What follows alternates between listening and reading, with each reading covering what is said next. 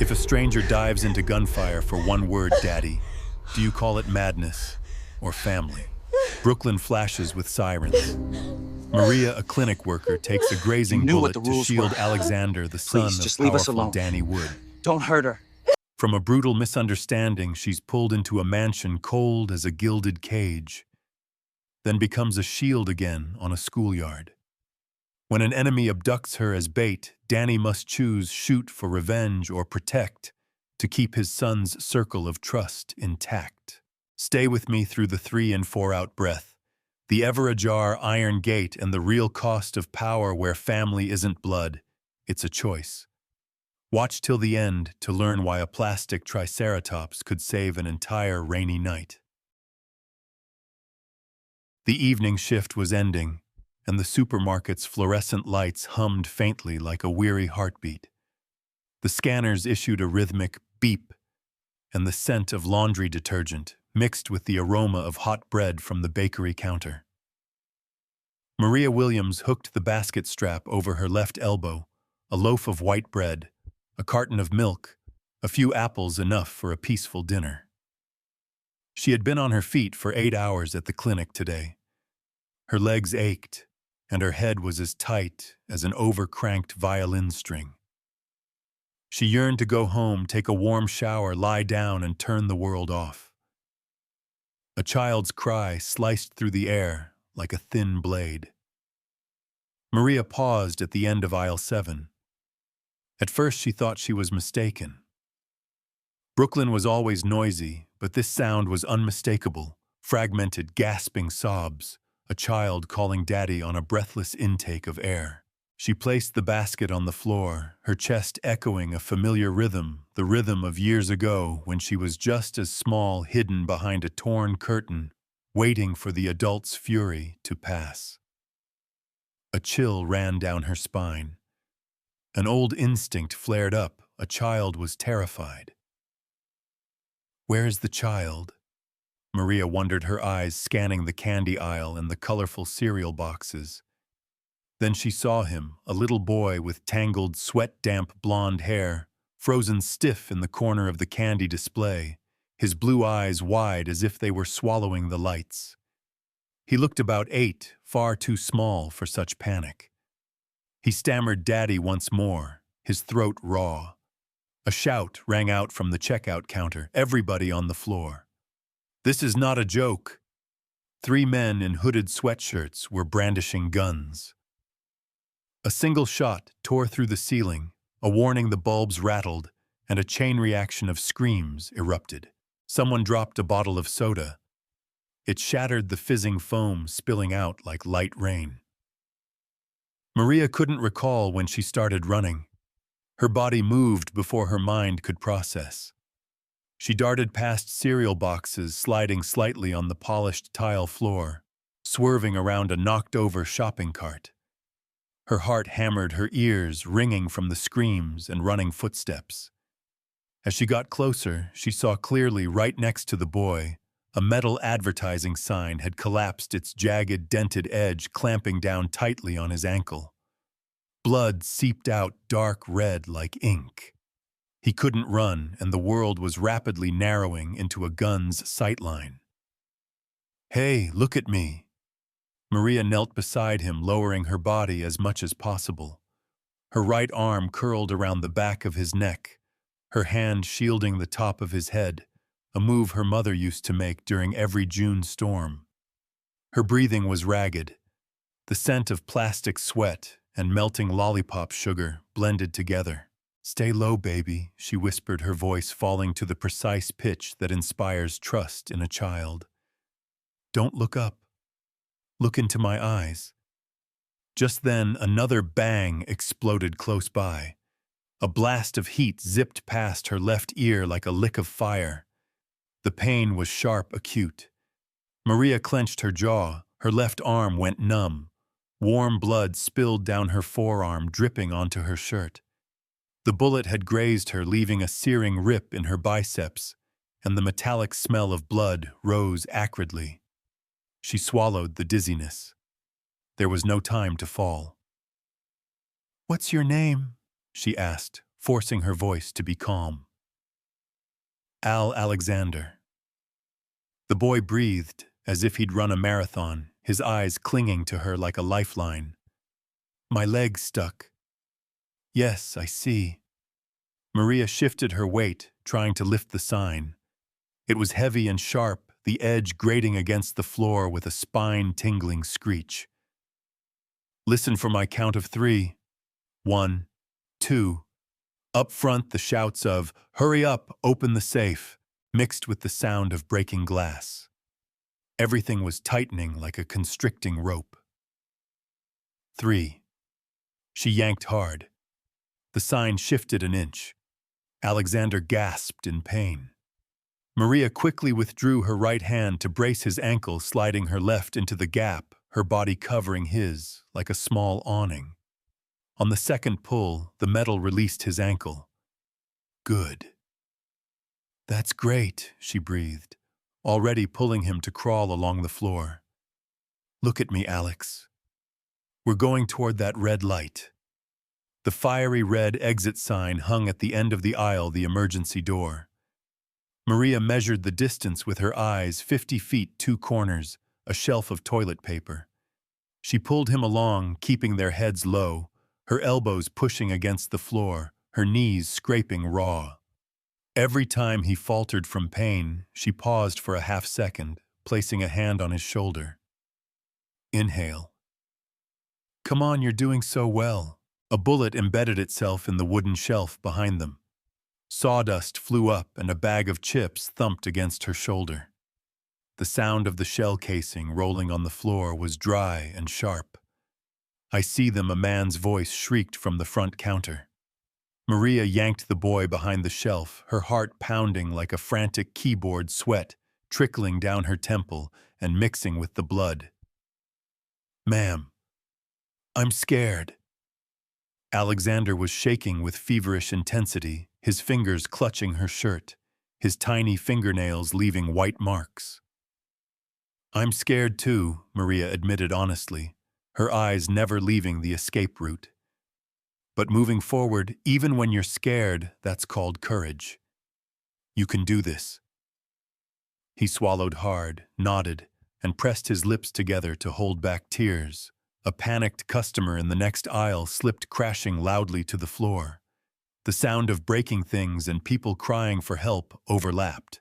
In the chaos, Maria saw the metal door at the end of the aisle, a push bar peeling paint, the exit light flickering dimly. 6 meters left, she counted to herself. Come on, Alex. They crawled to the door. Maria half stood to put all her force into it, her left shoulder screaming with a fiery pain. She slammed her body against the push bar. The door didn't budge. It's stuck, she whispered, a wave of panic crashing over her. She pushed a second time, a third. The metal only rattled loudly, mockingly. The lock was rusted, the hinges stiff. Alexander sobbed, his eyes wide and ready to shatter. Ma'am. Maria turned, cupped his face in both hands, forcing him to look at her. Listen to me. We are okay. You take a deep breath and count with me. She led the rhythm of inhale-exhale just as she did in the clinic with panicked children. His chest slowly settled. Good. Now you lie flat against the wall, cover your head. I'm going to try one more time. She put everything into it, her body pressed against the door, her heels digging into the floor. Her left bicep was on fire. The door shook hard, but stayed locked. Up front, the wail of police sirens suddenly roared through the din like thunder, a new layer of sound, cold and sharp. NYPD. Everybody on the floor, a loudspeaker boomed from the parking lot. A faint ripple of hope passed through Maria. She leaned down to Alexander. Here, that the police are here. You did great. Just a little more. At the same moment, the long metallic screech of tires braking came from the front entrance, the unmistakable sound of expensive rubber biting into wet asphalt. A rapid, crisp sequence of car doors slamming followed, sharp and uniform. Maria looked up instinctively, her gut signaling something else, something that didn't belong to the police or the customers. A cold gust of wind swept through the aisle as someone opened the supermarket's side auxiliary door. Before she could call out to Alex, a silhouette in a dark suit glided past the end of the aisle, strangely silent amid the chaos. Not police, no badges, no shouts of clear. Only measured, steady footsteps and a gaze that swept over the scene like a scalpel. "Lower, Alex," sower Maria whispered, wrapping her arm around his head again. On the ceiling, the fluorescent light flickered one more time, then stabilized as if the air itself was holding its breath. Outside the front door, the police loudspeaker was still blaring. "Drop your weapons! Get on the ground!" On the side, a low engine rumble held steady. A black SUV had just arrived, its headlights sweeping across the pavement like a predator marking its territory. Maria felt Alexander shake harder and clutch her hand so tightly it was painful. She pressed her forehead to his hair, whispering once more slowly and clearly, "Stay low, baby." The exit door remained stubborn. The police were storming in, and out there Danny Wood's black SUV had just arrived. The wail of police sirens layered over the sound of hurried footsteps. At the main entrance, blue uniforms poured in like a disciplined wave. "NYPD. Drop your weapons. Get on the floor." The sharp crackle of radios, the metallic clatter of falling guns. One robber tossed his weapon and surrendered. Another attempted one final wild shot at the ceiling, but was tackled down within 2 heartbeats. In the back aisle, Maria still shielded Alexander, pressing him against the cold wall. She distinctly felt the child's heartbeat racing alongside her own. "It's okay. Listen to me, breathe in, breathe out." She spoke very slowly. Another presence drifted into the air, not the ozone scent of gunpowder, nor the smell of panicked sweat. It was the scent of expensive leather, spicy wood cologne, and disciplined silence. 3 men in dark suits, buttoned shirts approached from the side door, as if the hallway belonged to them. No badges, no shouting, no wasted motion. The one leading them only glanced at Maria and Alexander for a fraction of a second. His eyes were sharp as a surgical blade, silently marking their position. "Clear," he murmured into his earpiece. In the distance, the low engine rumble did not stop. The SUV still waited patient as a predator. "Help us, the baby is trapped," Maria tried to call out, but the words died in her throat. One of the 3 stopped, his eyes lowering to the patch of blood blooming on her sleeve. That look did not ask, "Are you okay?" It weighed the risk. Then he appeared. Wood Danny entered the aisle as if light itself cleared a path for him. Tall, broad-shouldered, in a dark suit, no hint of ostentation, just an inherent cold authority. His face was silent as marble, his dark eyes reflecting nothing but calculation. Alexander jerked up a cry, breaking out like chalk snapping on a board. "Daddy." In a half-beat, everything reversed.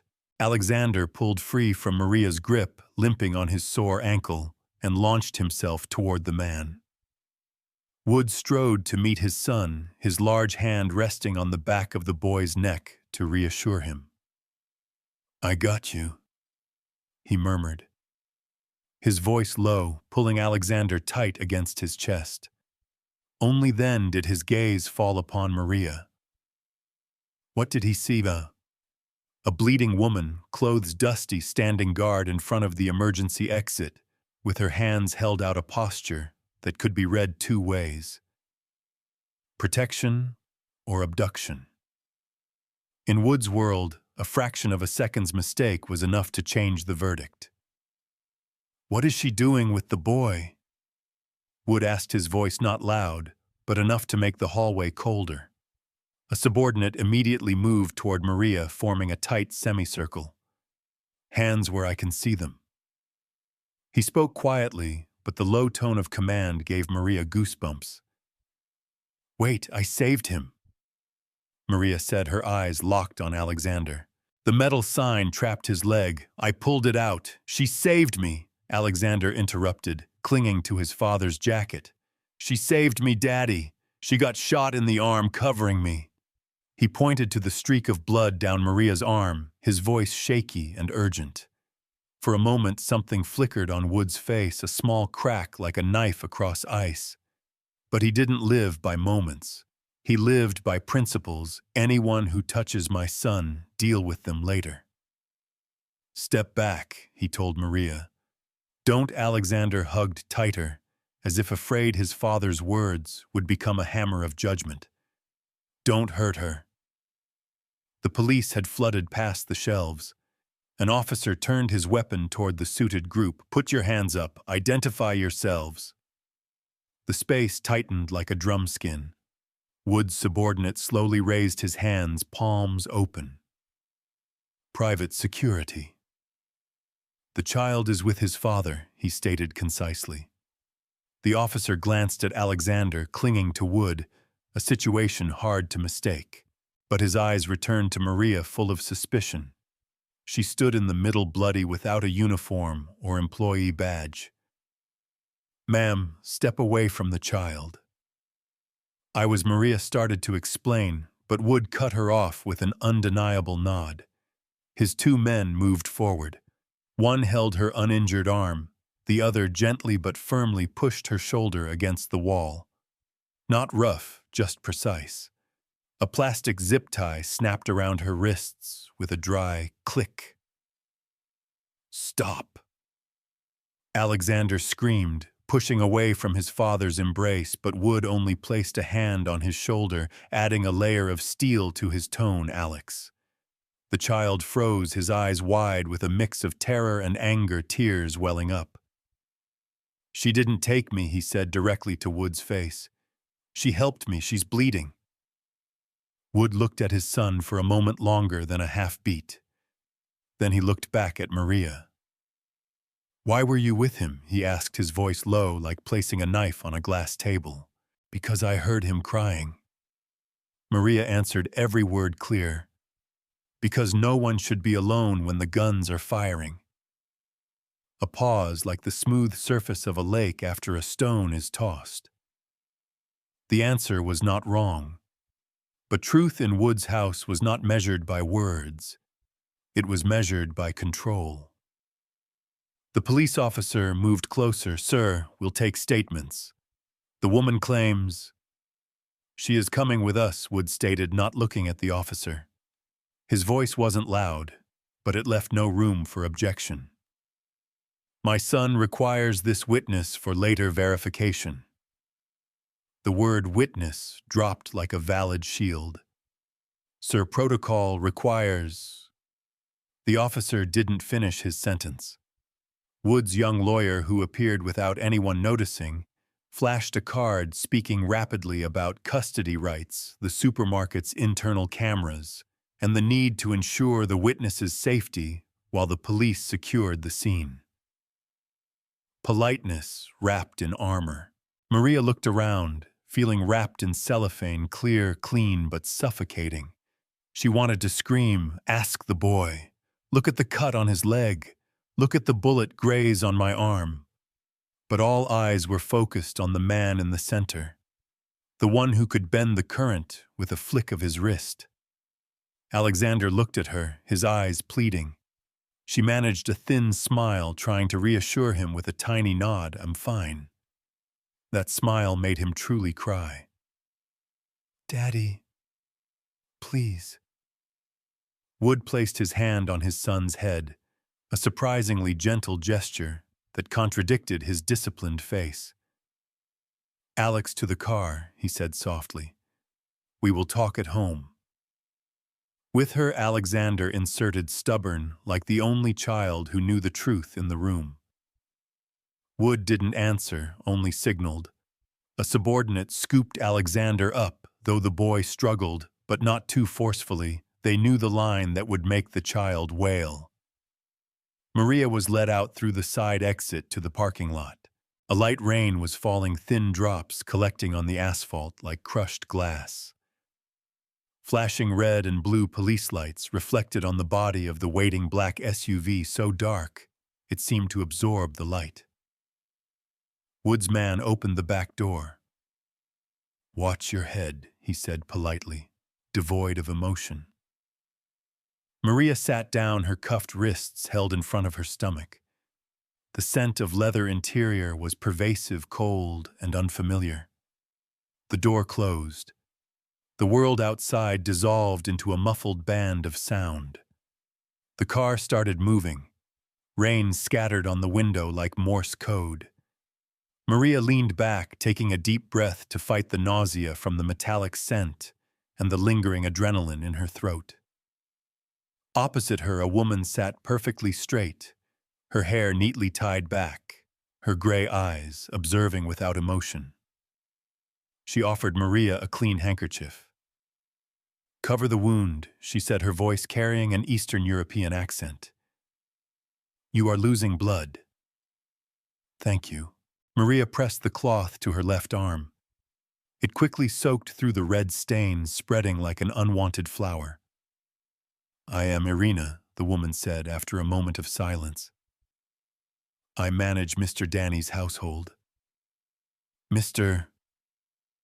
Danny," Maria repeated, tasting a name she had only heard in a story that shouldn't be real life. "Wood." Danny, Irina corrected, her eyes never leaving Maria. "You will be safe as long as you speak the truth." She paused briefly. "And are silent when necessary." "I did speak the truth." Maria looked straight back. "I didn't kidnap him. I saved his son."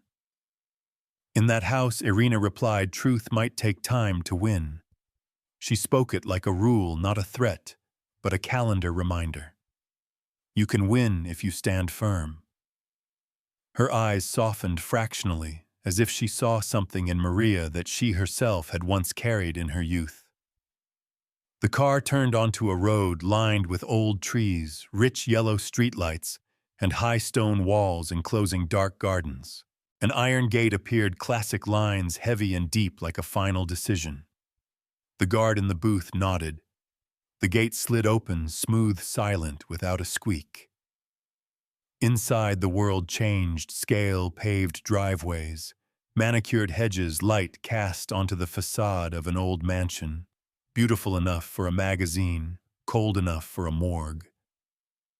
The SUV rolled into the courtyard, braking smoothly, the engine shutting off. The door opened. Cool, rainy air rushed in. Maria was escorted out, gravel crunching under her heels. On the steps, Wood Danny was waiting. Alexander was beside him, his leg temporarily bandaged, his eyes swollen from crying. He tugged on his father's sleeve, speaking urgently, "Hetty, I told you, she saved me." Wood bent his head to listen to his son's whisper. He didn't answer, nor did he push him away. Then he looked up at Maria. That look did not scream. It only controlled, and control was often scarier than shouting. "Remove the cuffs," he said. The man beside her cut the zip tie. Blood rushed back to her joints, making Maria tingle. She rubbed her wrists instinctively, but stood tall, her back straight, refusing to look weak. Inside. Wood turned his back. The heavy wooden door opened, revealing a large foyer with stone floors polished like a mirror. Irina followed Maria, her steps even. Alexander trailed constantly, looking back at Maria as if afraid she would vanish. A wall clock's ticking echoed in the overly clean space, the only sound. Maria looked at the portraits lining the hall, men in suits, women in gowns, faces seen through blurred glass. A red runner stretched out like a serpent's tongue toward a pair of double doors, at the end, the study, she guessed. Irina stopped before the doors, her hand lightly touching Maria's elbow, a gesture just enough to convey a simple message: be calm. She knocked twice. "Sir." "Enter." Wood's voice from inside wasn't loud but full of atmosphere.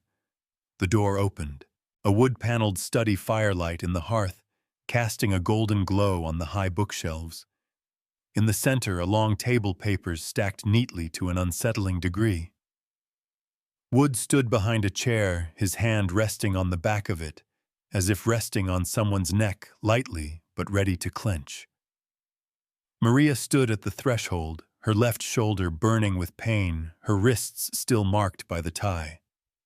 Alexander hovered behind Irina, half wanting to enter, half afraid. She took a deep breath, the scent of oak fireplace smoke and power.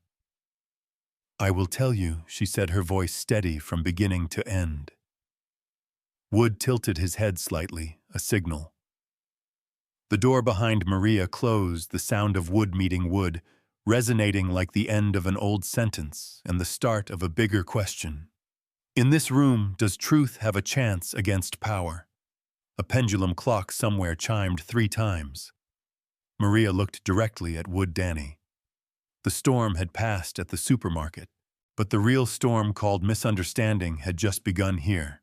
The great hall was saturated with yellow light, an illumination that was anything but warm.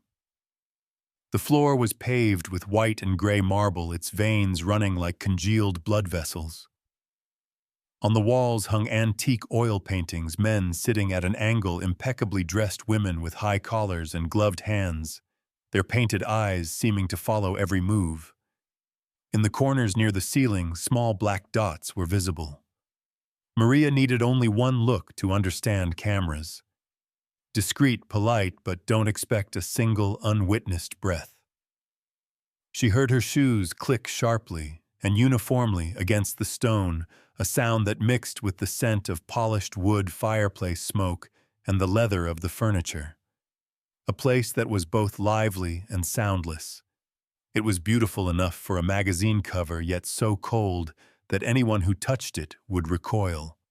Irina led the way, her posture straight as a clock hand. "This way," she murmured, her gray eyes briefly glancing toward the cherry wood double doors. Inside was the study, dark wood paneling, floor-to-ceiling bookshelves, and firelight flickering in the hearth, like a programmed breath. On the desk were stacks of meticulously aligned files, a set of silver-plated pens, deliberately set a quarter-inch off-center, a calculated asymmetry. Wood Danny stood behind his chair, his hands resting on its back, completely still. His presence filled the room without the need for unnecessary movement. Alexander was not here. Irina had likely taken him to another wing of the house. Maria felt a surprising sharp emptiness just beneath her breastbone. She had grown accustomed to the child's breathing in those strangely brief hours. "Sit," Wood commanded. Not loud, but without a single syllable that allowed refusal. Maria did not sit.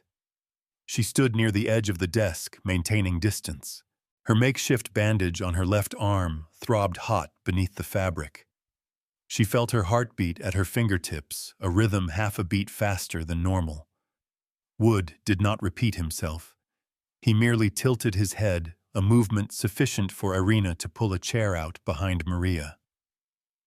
"Sit to staunch the bleeding," Irina said, her voice neither pleading nor ordering. A cold, appropriate form of care. Maria sat. She saw her faint reflection in the polished desktop, a face streaked with dust, tangled hair, eyes wide, as she fought to remain calm. Above, a tiny camera was nested in the corner of the ceiling lamp. She felt like a specimen newly placed in a glass box. Wood lowered his hands from the chair, pulled the chair forward, and rested his elbows on the armrests. "Who sent you?" he asked, his voice even emotionless. The 4 words fell like a hammer on metal. "No one," Maria replied, meeting his gaze. "I heard a child cry. I went to him. In a supermarket, 3 men with guns. Police were moving in. You, a complete stranger, chose to run directly into the line of fire, using your body to shield my son." Wood's brow did not twitch. "No one does that without motive." "Who sent you?" Maria inhaled, holding the breath low in her lungs to keep it steady. The motive was the sound of a child's cry, she stated. I know that sound. Very well. Silence. Only the quiet crackle of the wood in the fireplace remained. The firelight randomly cast golden fragments onto the dark wood paneling. I grew up in an old apartment building, Maria continued, her voice dropping a notch, not to sound weak, but to keep it from breaking. The window looked out onto an alley. Whenever our drunken neighbors fought, my two younger siblings and I would hide under the table. My mother, she'd place her hand on our heads and say, "Stay low, breathe. I'm here." Maria placed her hand on the table unconsciously, her palm curving as if shielding something. Tonight in the candy aisle, I heard that exact sound. A child calling Daddy on a broken breath. I didn't think. I ran. Wood looked at her hand. His gaze did not soften, but something else seeped in. A form of recognition. Courage, he said slowly, as if testing the word's meaning on his tongue, is sometimes just ignorance of fear. No, Maria shook her head, her dark eyes lighting up with a rare warmth in the cold wood room. Courage is knowing fear, but moving forward anyway. I was afraid. My heart was pounding. My hands were shaking. But Alexander needed an adult in the right place at the right time. The name Alexander came out naturally. She saw Irina give a quick glance. Wood remained expressionless, but a faint vein twitched in his neck. His ankle was trapped, Maria explained, her voice steady. A metal sign was crushing it. I pulled twice and was grazed by a bullet on the third pull. He couldn't run, even though he wanted to. I dragged him toward the exit door. Wood leaned back, his finger tapping very faintly on the armrest. And if it hadn't been my son, would you have done that for any child? Yes, Maria answered without hesitation. Because that is what an adult needs to do. She paused, then added, her voice gentler. And because I remember what it feels like to be a child when the adults walk right past you. Irina stood slightly behind Wood's shoulder, her gray eyes observing Maria. A flicker of something like agreement crossed the corner of her eye, quick as a flash of light. Do you know who I am? Wood asked. It wasn't boasting. It was a measurement. I do now, Maria replied. But I didn't care in the supermarket. I only saw a child. Another silence. Somewhere in the house, a clock struck a dry chime. Rain-laden wind whispered softly against the glass, thin as a secret. You say what I want to hear, Wood finally spoke. But what I believe, I only believe when it is verified. He leaned slightly forward. From now on, you will stay here, until I am finished deciding about you. Maria clenched the hem of her dress, then released it. I am not a prisoner. You are a witness, Wood corrected, his voice losing a degree of warmth. And the last person to touch my son before he came home. His eyes darkened slightly. I will not hand that over to the police or anyone else. Alexander told you. Maria stopped herself. She swallowed the phrase, he trusts me. In this room, the wrong pronoun could be a boundary line. Irina stepped forward, offering a thin envelope containing medical supplies. Let me dress the wound, she said, tilting her chin slightly. The medical room is at the end of the hall. Afterward, we will arrange temporary quarters. Maria stood up. As she passed the door, Irina lowered her voice just enough for her to hear. In this house, curiosity is dangerous. She wasn't looking at Maria as if addressing someone in the air. I'm not curious, Maria said softly. I just want to know if Alexander is okay. The boy will be more than okay if you remain silent, Irina replied, opening the door. The truth wins, but it has to survive long enough to win. They walked through a long hallway carpeted in a deep wine red. On the walls, wood paneling divided the surface into perfect frames. Any fingerprint would be a flaw. Maria glimpsed a music room with a glossy black piano, its lid closed like a silent well. In the ceiling corner, another camera, a tiny glass eye. "Is he always like this?" Maria asked, unsure if she wanted the answer. Irina considered for a half-second. He is the result of what he chose and what others chose for him. She stopped before a side door and pushed it open. The medical room was small, white, clean, the smell of antiseptic, a bracing slap. "Sit down." Irina removed the bandage and cleaned the cut. The cotton stung like small fire. Maria gritted her teeth. "It will require a few stitches," Irina said, her hands quick. "For now, medical adhesive fixed. Do not lift heavy objects." "And Alexander?" Maria caught Irina's eye in the medicine cabinet mirror. The look wasn't harsh, just heavy. "The boy will sleep better knowing you are here," Irina said. "But no one in this house truly sleeps." She applied the final dressing, her hand briefly softening. "You did the right thing in the supermarket.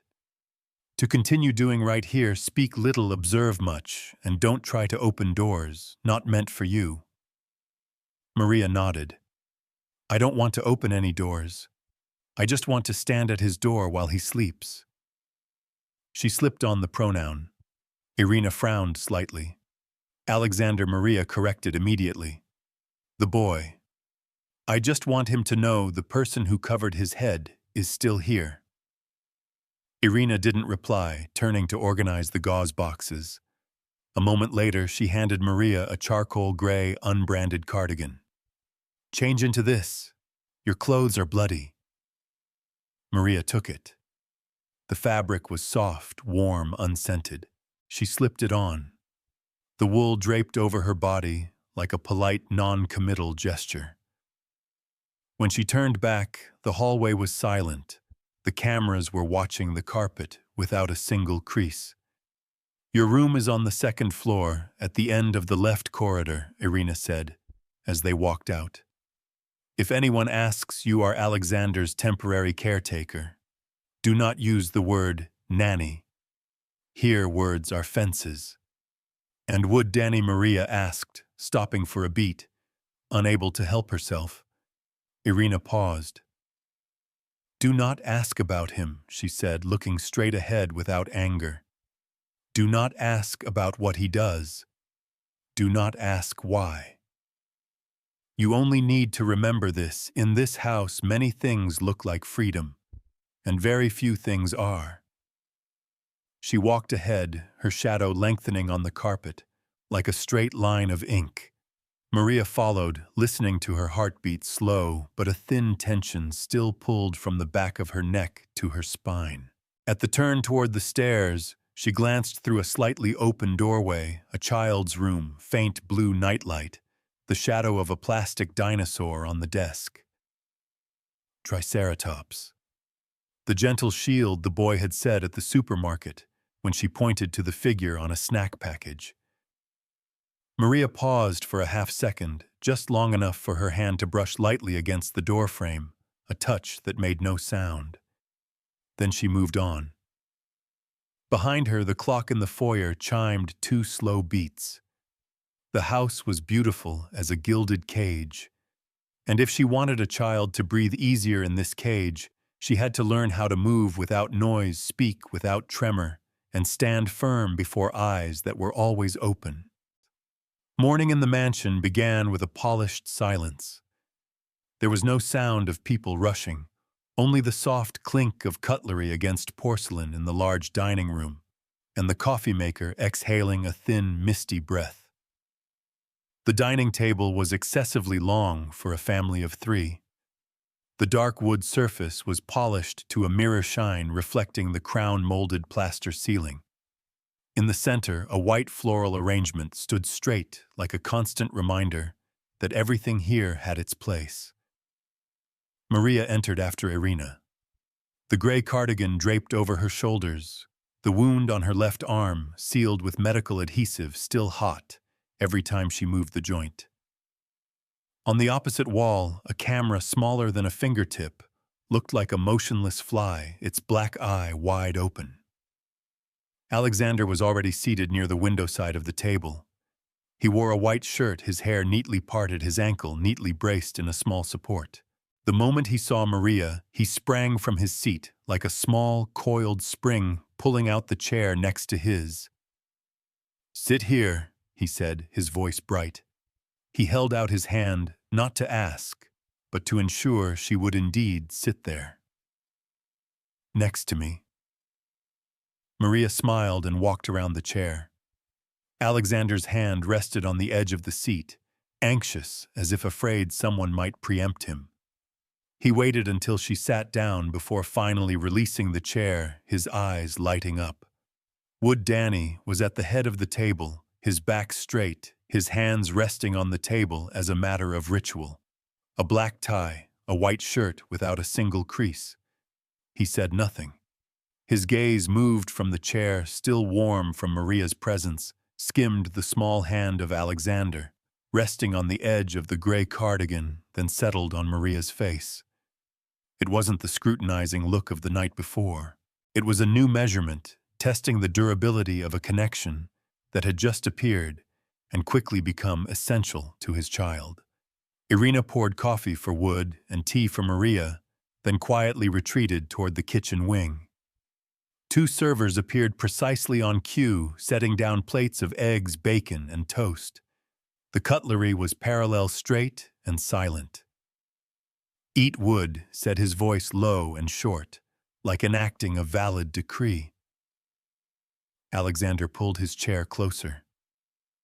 "This morning I dreamed the bad men came into the room again." He told Maria, his voice soft, but urgent. "I screamed, but no sound came out. I ran, but my feet were stuck to the floor like glue. I was looking for you." Maria put down her fork, turning completely toward him, making her eyes an anchor for his. The boy dreamed he had no voice. She repeated a simple reflecting technique used in emotional education. And his feet were glued. "Yes." Alexander nodded repeatedly, relieved that someone heard the exact words. "But I remembered I had my dinosaur. Triceratops the shield. You taught me to stay low. So I crawled under the bed, hugged him, and breathed 3 in, 4 out. He demonstrated with his hands, 3 in, 4 out. Maria smiled, placed her hand on the table, and breathed the rhythm with him. "So you helped yourself stay calm. That is excellent." Wood lifted his coffee cup, stopping mid-air. He did not intervene, but his eyes lingered on Alexander's mouth as the boy recounted the dream, as if listening in a way he had never learned not to challenge but to know. "I'm scared of the dark," Alexander continued, glancing at Wood, then back at Maria. "Not every dark, but last night's dark. Because I thought they would take you away again." His voice shook on the word. Again, his cheeks tightening, as if about to cry. Maria didn't respond, with an empty, "It's okay." She leaned in, lowering her voice, not trivializing the matter in front of the man at the head of the table, but not minimizing the child's emotion. "It's normal to feel scared like that after a big thing happens," she said. "When you're scared, we do 3 things. Look around to see where you are. Choose something very real to touch. And say the name of the person you trust." She paused, looking deep into his eyes. "Whose name is that?" Alexander did not hesitate. "Yours." A thin silence spread over the table. No one said it was the wrong answer. But it recentered the axis of the room. At the head was power. In the middle was trust. and the boy had just chosen trust. Maria nodded lightly, her voice warm and steady. So next time if the dream comes back, you can whisper, "Maria is here." Then you breathe 3 in and 4 out, and touch Triceratops. She quickly touched the back of his hand, a touch just enough for the child's nervous system to register safety. Alexander's shoulders relaxed. "Can you stay next to my room tonight?" Before Maria could answer, Wood set his coffee cup down with a faint clink of porcelain on wood. "She will be near your room," he said, still looking directly at Maria, like a declaration made not just to the boy, but to himself. "The door will be open. The door will be open."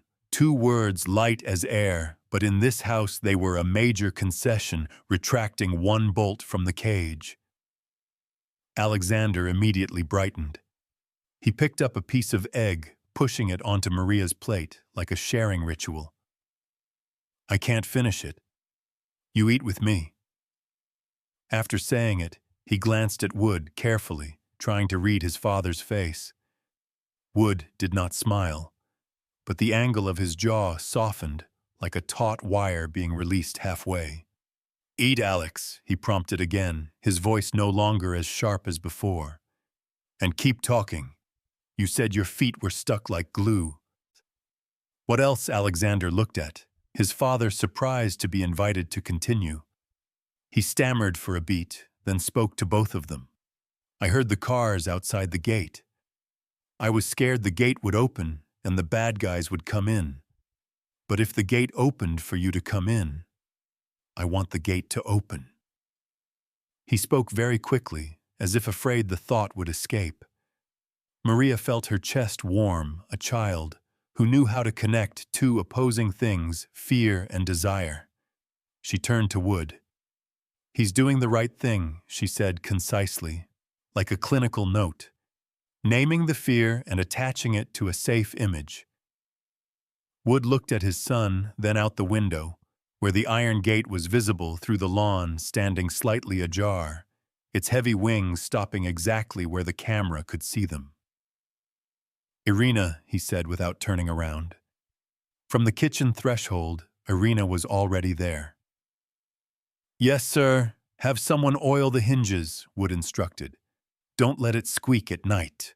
"Understood," Irina replied, her eyes quickly flicking across Alexander, a thin dot of empathy, before she vanished like a historical shadow. The meal continued. Maria ate genuinely, letting Alexander see that she wasn't just there to reassure him with words. The boy ate and talked softly about the school event he missed, about the gym teacher who promised to teach him how to throw a football, about the Triceratops with a broken horn that was still a shield. "A shield doesn't need a sharp horn," Maria said, slicing a thin piece of toast. "It needs a wide surface and to stand in the right place." "Like you," Alexander responded instantly. He finished speaking, then looked at his father confused, as if waiting for a correctness check. Wood did not critique the metaphor. He picked up his napkin, dabbed the corner of his mouth, and looked straight at his son. "When you're scared, whose name do you call?" "Alex," Alexander swallowed. "Maria," he replied, his voice softer. "And I call Daddy too, but I don't know if the sound comes out of my mouth." He blinked, looking down, slightly afraid he had said the wrong thing. Wood leaned back, his eyes slowly relaxing from their perpetual state of readiness. "I hear you," he said very softly, loud enough only for the 3 at the table to hear. "Even if you make no sound." It was not a grand promise, but at this negotiation table it was an immediately effective memo. Irina returned with a plate of sliced fruit. She set it down in front of Alexander, then looked at Maria. "After breakfast, you may take him for a walk along the garden corridor." "For 10 minutes, she said, glancing toward Wood, as if seeking permission by announcing. "The sun is good for the fear wound." "Let them go," Wood nodded. "The 2 of them." He paused for a second, adding the two of them and one of mine. His voice was dry like an additional clause. Alexander didn't object to the escort. He had instinctively learned having Maria meant safety. Having his father's man meant order. Those two layers stacked together were temporarily enough to breathe. As they rose, Alexander still held the edge of Maria's cardigan. He stood on his toes and whispered in her ear, "I'm going to tell you my dream every morning, until it doesn't come back." "That's good," Maria whispered, her gaze unconsciously flicking to the head of the table. "But we'll add a small part each time. Practice telling yourself first." Alexander tilted his head, accepting the manageable task. He turned to Wood. "Daddy, can I play in the conservatory this afternoon? I want to build a dinosaur city." Wood looked at Irina. "Clean the conservatory," he said. Then paused, adding an unusual instruction. "And get, the two of them, a blanket." "What for?" Alexander was curious. "So you don't get cold backs sitting on the stone floor," Wood replied. It was not a gesture of family movie warmth. It was more like an agreement. "I will not allow my children to shiver from the stone floor in my house. It is cold enough already." They left the table. Walking beside Maria, Alexander moved slowly, trying not to hurt his ankle. As they passed the door, he looked up at the small camera on the wall and waved. Not as a greeting to surveillance, but as a farewell to fear. "I see you." The gesture made Maria chuckle quietly. She nodded slightly, sealing a lesson name. It breathed touch, recount, and move forward. At the far end of the room, Wood Danny remained alone by the head chair. He looked through the wide glass at the iron gate in the distance, standing slightly ajar. On the table where they had just eaten, a small handprint remained a pale orange juice stain. He didn't call for someone to clean it immediately. For the first time in a long while, he allowed an unscripted mark to stay for a little longer. The breakfast concluded like a meeting that had reached a temporary agreement. No one said peace. But the way the dining room door closed was a half-tone softer than last night, as if the house, though still a gilded cage, had been given an extra vent for a child to learn how to sleep again.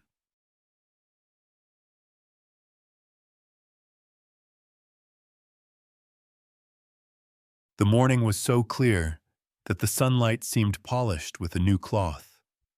The concrete schoolyard reflected shimmering streaks of light.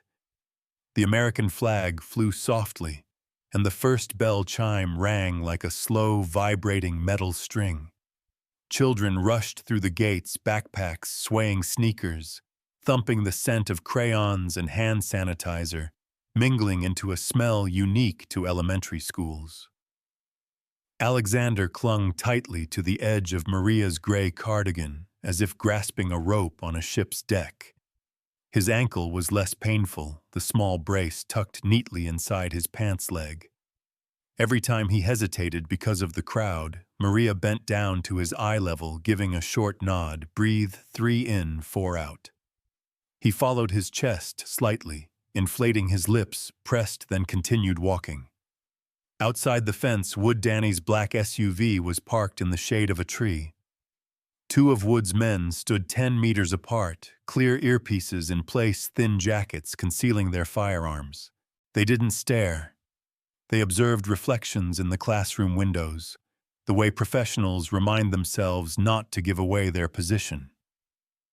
Irina did not come, but her instructions were fresh. For the first 15 minutes, let the boy stand alone in the classroom. You stay right outside the glass door. If he looks out, show 3 fingers. That is the code for all clear. Alexander held up 3 fingers when he reached the classroom door. He looked at Maria through the glass pane, his smile slightly shaky. She returned the 3 fingers, then pressed her palm against the glass. He pressed his small hand to that spot, separated by a thin layer, but both their hearts could hear. 7 minutes later, Maria stood in a corner of the schoolyard under the shade of a maple tree, her gaze maintaining a steady sweep, gate, parking lot, side door, classroom door. Occasional sirens wailed on the street outside. The sun gradually slanted, lengthening the students' shadows on the ground, like stretched rubber bands. It approached slowly, its silver paint clean, as if freshly washed, the windows tinted dark. No school logo, no parent sticker. It glided like a large fish swimming close to the shore, feigning harmlessness. The wheels crunched over a line of dry leaves, the crisp sound too distinct in a courtyard otherwise filled with soft noises. The van's side door slid open. Shhh, clean cold. 3 men in black jackets stepped out simultaneously, as if rehearsed. They didn't wear masks, but their baseball caps were pulled low, casting shadows over their eyes. The man in the middle raised his hand. His wrist bore a tattoo of a black arrow. Everything after that shifted into slow motion. The kind of slow motion where your ears register every sound with piercing clarity. The clang of the door hitting its rail, the sudden halt of children's footsteps, the sound of a boy saying, "Huh," then swallowing the word. Maria moved before her brain could fully process the threat. She looked through the classroom window. Alexander had just turned, sensing something. He saw the van. He saw the black jackets. He saw her. Alex. Maria screamed, her voice sparking like an ignition. She burst from the tree's shadow, sprinting across the courtyard, as if tearing paper. Wood's 2 men had already left their posts, hands sliding into their jackets. One brought a hand to his earpiece, code 12 North Gate. The man with the arrow tattoo did not run. He walked fast, straight, aiming for Alexander's classroom door. At that exact moment, the classroom door opened. A teacher had just stepped out to remind students to line up. He slipped past her like water, his hand reaching out. "Come on, son, Daddy's here to pick you up." His voice was sickeningly smooth. Alexander recoiled instinctively. "I'm not going with you." His voice rose with fear. Behind him, other children were starting to cry. Maria was within range, her heart pounding like a drum. She charged her body low, her shoulder aimed at Alexander. Down, she yelled, already seeing the tiny black pupils of the second man flash beneath his cap's brim. He pulled something from his jacket. The gun fired. The sound wasn't loud like in the movies. It was a short, sharp crack, and then everything went silent for a half-beat. A burning pain grazed Maria's right shoulder. A hot speck stabbed into the flesh, tearing through muscle fibers like barbed wire. She didn't look at the wound. She pushed Alexander flat, her body covering his, her elbows splayed out like a roof. The smell of gunpowder filled her nostrils. Screams erupted across the schoolyard. A teacher yelled herself hoarse, "Get inside!" Windows slammed shut with a chaotic crash like a disorganized orchestra. "Stay low, baby," Maria whispered, her breath hitching on top of Alexander's head. He pressed his face to the ground, eyes wide, tears flowing, but his small hands gripped her wrist so tightly it hurt. Wood's men had engaged. The first man slammed into the tattooed man, sending him reeling, his arm twisting at an unnatural angle, the dry snap of a joint. The second man pinned the gunman to the concrete, his knee grinding into his spine. The gun skittered away, spinning once before lying dead beneath a picnic table. The third man tried to circle behind Maria, reaching for Alexander. Maria twisted, swapping positions, dragging the boy half a meter, her right shoulder igniting with fire. "No," she roared, her voice dropping to a low growl. Her left fist, the uninjured hand, punched the bridge of his nose the way she had learned from an old nurse in the emergency room, fast, straight, short. Blood spurted. He stumbled back, cursing. Back, back. Wood's man yelled as the school security finally ran up a half-beat too late, but still useful. They ushered the children into classrooms and locked the doors. The successive clicks of the locks sounded reassuring amidst the chaos. Maria pulled Alexander to crawl behind the low wall of a planter box. She pressed him into a prone position, forcing his head down to her elbow. "Count," she said, her voice a low bass line. 3 in, 4 out. He obeyed between gasps and sobs. 1, 2, 3 in. 1, 2, 3, 4 out. Police sirens cut into the air like a plow blade.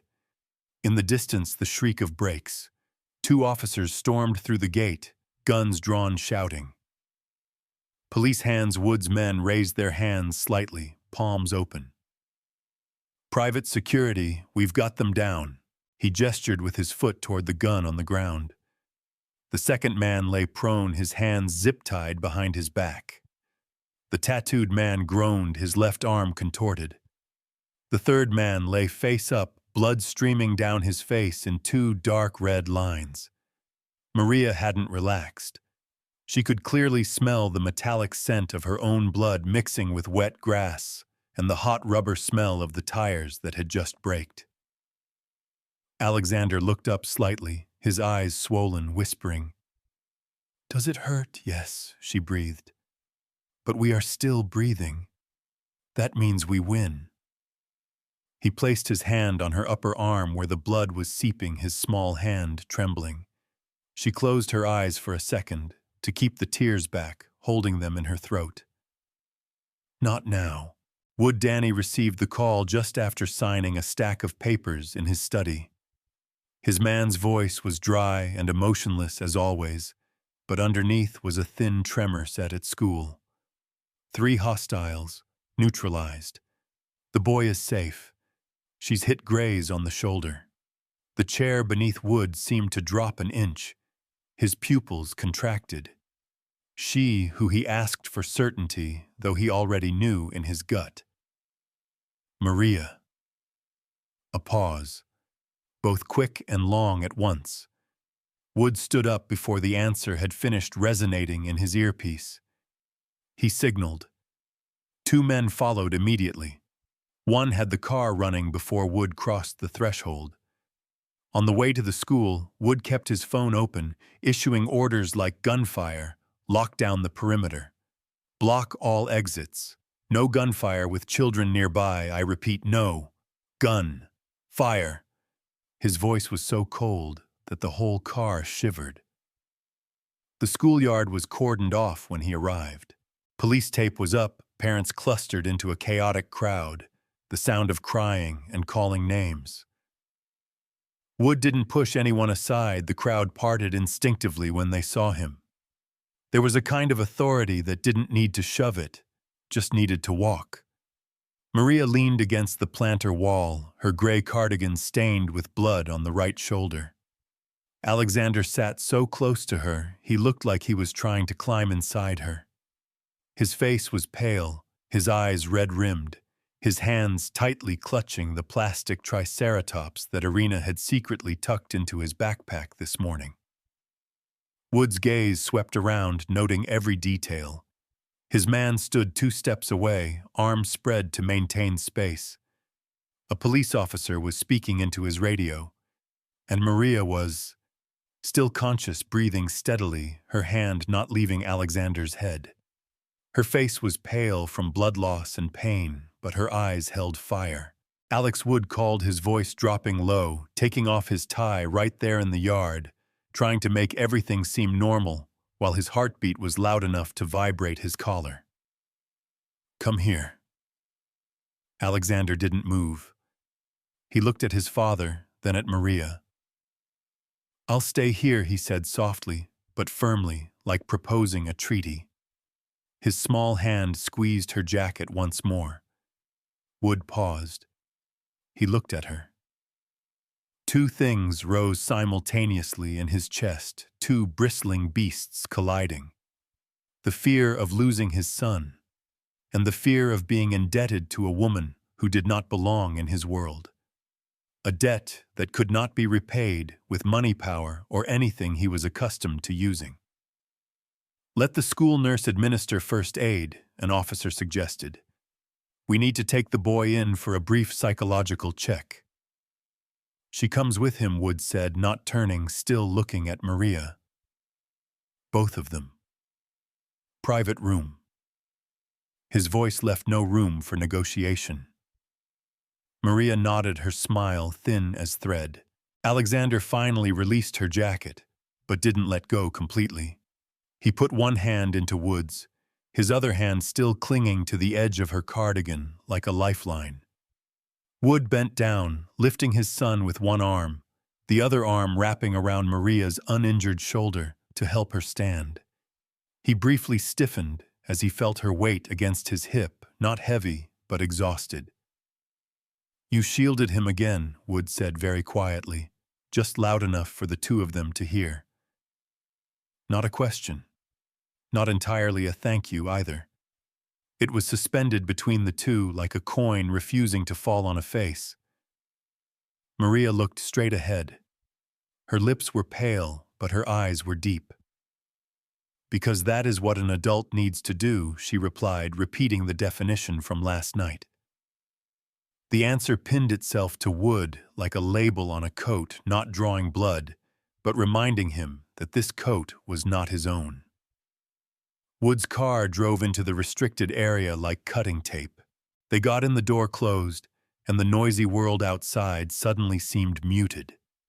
Alexander rested his head on Maria's lap as soon as the car moved, his hand searching for hers, resting there to check her warmth. "I won't let them take you away again," he whispered, both a promise and a charm. "The three of us won't let them," Wood said, looking straight ahead. He was speaking to his son and to himself. In the rearview mirror, he caught Maria's eye. There was an equality in that gaze, something that power could not subdue, the simple truth of an action. The fear of losing his son still sat immense in Wood's chest, biting at his nerves. The fear of being indebted was there too, but it was different. It didn't threaten to kill him, it threatened to change him. And for a man who had built his whole life on rigid habits, change was as terrifying as a bullet. "To the house," Wood told the driver. "Call the doctor to the medical room." And he paused as if yielding for a new word to find its way out. "Prepare the reading room in the conservatory. The sunlight there is good." "Understood," the driver replied. Maria rested her head against the seat, her eyes half closed. Her right shoulder throbbed, but under Alexander's soft hand, the pain had form. She opened her eyes, catching a small detail. Wood's fingertips still held a trace of white chalk, likely from touching the edge of the announcement board at the school gate as he passed. A powerful man with a chalk smudge. The image was strange, and it was strange in a way that allowed one to breathe another beat. Outside, the sun was high. Light slanted into the car window, pouring onto the three people sitting close together, as if sharing a single shadow. On Maria's lap, Alexander tightly hugged the Triceratops. The broken horn did not make it any less of a shield. It just made it look more real in a world full of sharp edges. The night poured rain, as if someone had tipped a great basin over the entire city. The glass window in Alexander's room was beaded with moisture, the sound of the rain tapping steadily on the frame like fingernails drumming on a table. The blue nightlight was set to low, casting a gentle glow on the Triceratops resting on the desk. Alexander lay on his side, his head against Maria's shoulder, his breathing more even than any night since the supermarket. The hallway outside was silent, swallowing every sound. Wood's men were changing shifts, soft-soled shoes, making no noise on the carpet. The camera still showed a small red dot in the ceiling corner, signaling, "I am watching." Irina visited one last time before retiring quietly, placing a thinner blanket over Maria's legs. "Keep the door ajar," she whispered, "so the boy can hear a human sound." Then she closed the door just enough for the hallway light to cut a thin golden thread across the floor. The rain hammered harder. Far away, thunder sounded like a barrel dropping on concrete. Maria shifted her shoulder. The edge of the cardigan rubbed against the old wound, making her wince slightly. Alexander stirred. He pressed his face closer, whispering in his sleep, "Stay low," then fell silent. Maria stroked his hair, her heart softening. She sat straighter to avoid falling asleep. Just a moment, she told herself, just until his heartbeat settles. A faint click echoed from somewhere, not the sound of an old house settling, not the rain. A professional sound. Someone had just cut the power to a device. The nightlight flickered, dimmed for a half-beat, then brightened again, as if nothing had happened. Maria tensed. Before she could stand, a dark shadow flashed across the window, quick and flat like a slice. The room door burst open silently, the lock neutralized beforehand, and two masked men flooded in, moving with trained, ghostly efficiency. "Hey!" Maria cried out, already turning to shield Alexander with an instinct honed by bullets. "Alex, stay!" A hand clamped over her mouth with a piece of cloth damp with a sharp, sweet-smelling chemical like burnt candy. She instinctively held her breath, twisting her head to the side, her left hand reaching for the edge of the bed to pull the small body down. The other man grabbed her wrist, twisting it just enough to prevent a breaking sound. They didn't strike, they were practiced clean cold. Her Alexander woke up, his scream shattering like glass. "Leave her alone!" He launched himself forward, throwing his small body into a clumsy punch at the nearest man's side.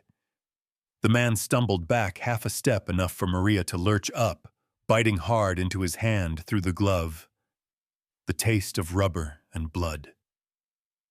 "Shut her up," the second man growled, his whisper audible. The cloth clamped down again.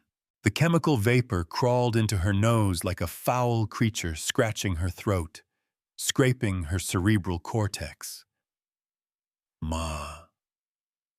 Ria struggled to resist, but her lungs betrayed her. She inhaled a tiny wisp. The world tilted. Maria Alexander screamed, hugging her waist desperately, pulling her back. "Daddy!" he wailed, his voice stretching through the rain and the stone walls, piercing the camera that watched without recording a sound. Daddy footsteps echoed from the distant hallway. "The child's room," one of Wood's men yelled. "The child's room." The masked man kicked the armchair into the door. The chair ground against the carpet, buying a crucial half-second. "Go," he said, the two words flat as leaves. They hoisted Maria, not carrying but dragging her, holding her head straight to allow the chemical to take faster, like two grim nurses. Maria tried to contort her body to avoid dragging Alexander, who was still clinging to her. He held on his fingernails, scratching the cardigan. "Son," she tried to speak, but the word broke into a gasp. One man swung his arm, not hitting the boy. He knocked Maria's arm away from Alexander, like snapping a latch. Alexander fell forward, sliding two handspans on the floor, his forehead hitting the bed frame. He bounced up, charging again, but the doorway was already blocked by the dense black figures. "Irina!" He yelled, his voice hoarse. "Daddy, Irina!" The hallway door burst open. Wood's two men rushed in, guns drawn. "Freeze." One of the abductors instinctively threw a small canister onto the floor. White smoke billowed, stinging the eyes. The blue nightlight danced like fish underwater. Maria was pulled through the auxiliary window, already pried open. The rain whipped her face, scorching hot, like a slap dissolving half the chemical fog, but too late. The back lawn was slick. A rope was already dangling from the roof, its end clipped to a dark anchor. They secured a harness to her waist and dropped. Maria's body pitched forward, her back scraping against the stone wall, a flash of white pain. Bang, bang. Two sounds of the back door being hit. "Block the yard," Wood's man's voice echoed through the rain. Further away, the house alarm was finally torn open, 2 beats too late. Irina barked into her earpiece, "Lock the gates, lock Eve." The gate was already open. Someone had diverted the attention of the east guard post minutes earlier. The heavy iron gate had silently slid open, a perfectly set trap. A low-profile box truck, lights off, waited on the edge of the property, its engine a low whine like a cat growling in its throat. Alexander rushed onto the small balcony, rain hitting his face, his hair plastered, his pajamas soaked. He screamed hoarsely, "Bring her back!" His voice didn't travel straight, but hit the stone wall and echoed back fragmented. Alex, Irina grabbed him, hugging him tightly until it hurt. "No!" He punched her shoulder with his small, innocent fists. "Let me go, let me look at me." Irina placed her cold hands on his cheeks, trying to anchor his terrified eyes. "Look in my eyes, now listen." 3 and 4 out, she repeated, Maria's lesson, verbatim on rhythm. "Breathe, Alex. I have to call Daddy," he sobbed. "I am calling," Irina said, holding him with one arm, the other already pressing her headset. "Boss, they took her. East direction, low box truck. We are locking." Wood's voice cut through, not even loud. "Full lockdown. Unit 2, pursue east. Do not fire near residential areas." Outside, the box truck had swallowed the 2 men and Maria. The door slammed shut with a thud, sealed like a coffin lid. It backed up, turned, and disappeared behind the dark tree line and the heavy rain. The entire house suddenly felt hollowed out. Alexander, in Irina's arms, abruptly stopped struggling. He looked completely drained. He spoke half a word, then swallowed it. He opened his eyes and stared directly at the corner ceiling camera. "If she dies, I will." He couldn't find the words. He buried his face in Irina's shirt, his entire body trembling, as if with fever. Irina held him tight. "She will live," she said, her voice taut as cable. "And boy, when the boss returns, you will tell him everything you saw. Do not leave anything out." She looked out at the rain, her gray eyes like tempered steel. In this house, curiosity is dangerous. But tonight, curiosity is survival.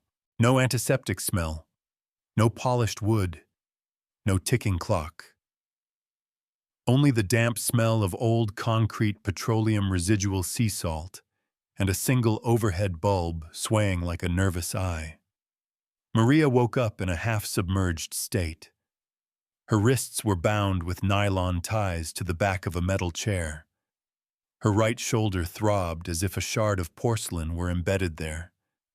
The rain could still be heard in the distance, drumming on a tin roof. Her throat was raw from the chemical. Her eyelids felt heavy. "Welcome back." A man's voice spat out each word like shelling a hard-cased seed. Maria tried to lift her head. The speaker stood in the fringe of the light, tall, thin, in a charcoal gray coat, his chin smoothly shaved with a mocking precision. He stepped into the light, pale gray eyes, a thin smile. O'Connor. The name flowed through the air like oil. "You've done so well," he said, circling the chair like a cat around a tied prey. The first time shielding the boy in the supermarket. The second time standing as a shield in the schoolyard. "You've made the whole city aware of Wood Danny's son's shield." Maria swallowed, straightening her back half an inch. "I didn't do it for anyone to know." "True," he nodded, strolling. You did it because you are good, and that is precisely why you became the target. He leaned in, looking directly into her eyes as if counting her pulse. In this game, good people are a rare commodity, valuable and useful. Useful for what Maria didn't ask because she wanted the information. She asked to make him talk, to lure a beast out of its lair. O'Connor slightly bent, inhaling the scent of dried blood on the gray cardigan, like one would savor a fine wine.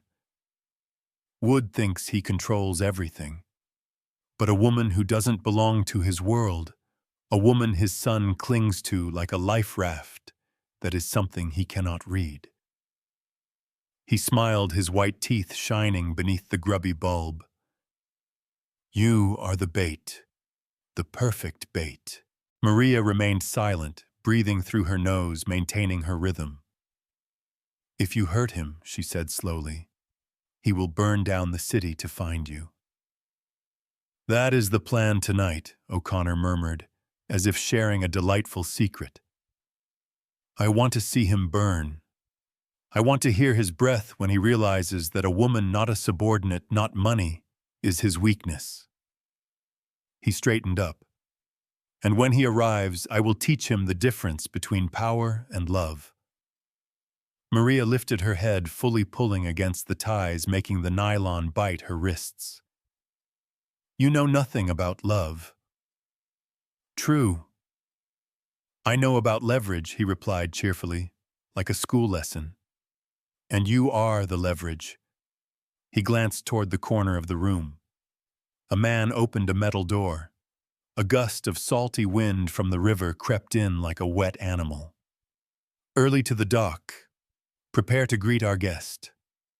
Maria closed her eyes for a half-beat, then opened them. The only image she summoned wasn't Wood. It was Alexander's face streaked with rain, those red-rimmed blue eyes, the triceratops pressed to his chest. I'm going to tell you my dream every morning, he had whispered, until it doesn't come back. She breathed 3 and 4 out. She couldn't run, but she could survive long enough to return, to turn his dream into a story that was over. On the other side of the city, the SUV engine rumbled low in the rainy night. The mansion's iron gate was wide open this time, not for the bad guys to enter, but for a father to leave. Irina stood under the portico, her hand on Alexander's shoulder. The small boy watched the trail of red lights, his lips moving in a promise no one could clearly hear. By the riverside, O'Connor smiled again, turning his back to Maria. Let the game begin, he said. Let's see if the shield can break the beast's teeth. The ceiling light bulb trembled. His shadow writhed like a streak of black ink on the damp wall. The rain beat down uncaring, and in the sound of the rain, in a corner of the room, a drop of water from the drainpipe fell steadily onto the metal floor in a rhythm rip. Drip, drip. A broken clock counting down to when the warehouse door would open. The night rain hammered incessantly against the glass roof of the conservatory, like thousands of fingers tapping urgently. The main hall was filled with a cold white light, and the pressure gauge on the wall trembled faintly as the security system shifted into lockdown mode. Wood's men moved in dark currents, the crackle of their radio units breaking into short, dense, emotionless phrases. East gate closed. Confirmed. Unit 3, rendezvous point B. 2 contacts moving towards the river. Alexander stood in the middle of the hall, his pajamas soaked from rushing onto the balcony, his feet bare and mud-stained, his hands clutching the triceratops until his knuckles were white. He looked directly at his father as Wood entered from a side door, his jacket casually draped over his shoulder, his hair wet with rain, his eyes darker than usual, as if lined with a layer of night. Daddy. Alexander's voice broke into 3 pieces. They... they took her. Wood immediately knelt down right where he stood, ignoring the cold marble floor. He placed both hands on his son's shoulders, his fingers curving as if building a sturdy frame for a fragile object. "Look at me," he said very slowly. Alexander looked. In the boy's eyes, fear shook like an oil lamp in the wind. "I will bring her back," Wood said, each word planting itself on the floor like a driven stake. It was not a comforting phrase. It was a promise bound to his own wrist. "By any means, Alex. Do you hear me?" Alexander swallowed hard, nodded once, then shook his head, then nodded again, his whole body wrestling between belief and terror. "Don't let her die," he whispered, his lips turning blue from the cold rain. Wood pulled his son close, hugging him tightly. One arm wrapped around the boy's back, the other shielding his neck, the instinctive gesture of a man who has experienced loss. He pressed his lips to his son's hair, speaking into his breath. "I won't let that happen." When he let go, he held his shoulders for another moment. "Listen to Irina. You stay in the house. The door to your room is open. My men are right outside. You tell everything you saw when they came in every detail. That is how you help Maria right now." Alexander nodded. He opened his mouth. Wait. Wood touched his son's chest right over his heart. "Breathe 3 and 4 out." Alexander did it, Maria's lesson, and strangely, Wood breathed the rhythm with him once. The fear subsided half a notch. Irina approached, draping a thick towel around Alexander's shoulders, her eyes locking with Wood's, for a split second, a silent report. They came through the east window, cut the power-used chloroform. The gate was already a diversion. "We have a leak inside." Wood's jaw twitched. He sprang to his feet, turning toward his team gathering on the steps. "Everyone listen." His voice was low and flat, like a charcoal line on wet paper. "Tonight, you think this is about me and O'Connor. It is not. This is about us. He pointed toward the hallway leading to Alexander's room, is no longer a stranger. She is family." A murmur rolled through the formation like pebbles falling into water. The men's hardened faces suddenly straightened half an inch more. The word family in this house was not rhetoric. It was the highest level of protection, the kind that made men shift their bodies into the line of fire. Wood glanced at each man, pausing at the one standing on the periphery, the guard from the east gate shift. "You stay here," Wood commanded. "Manage the building handover coordinate with the police.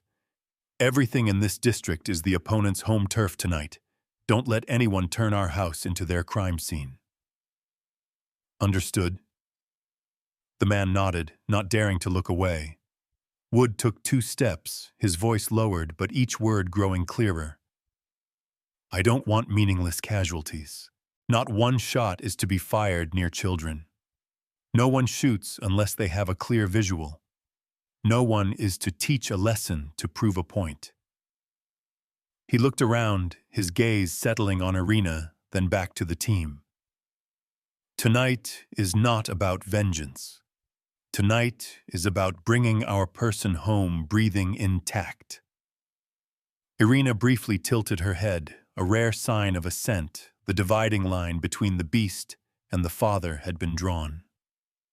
A subordinate asked boss, "If we get him, do we take him out?" He spoke as if asking for standard operating procedure. Wood looked straight. "Capture him, tie him, let him breathe." He paused, the next sentence bursting out like a public admission that even surprised him to hear himself say, "I have a child learning that protection is stronger than punishment. Don't force me to teach him the opposite tonight." In the hall, the silence just changed color. It was no longer the silence of stone. It was the silence of a moral imperative. Intel Wood turned to the technical team. Last ping from the device we tagged on that type of Van Old Dock area near the bridge factory. Signal is weak, masked by metal shielding.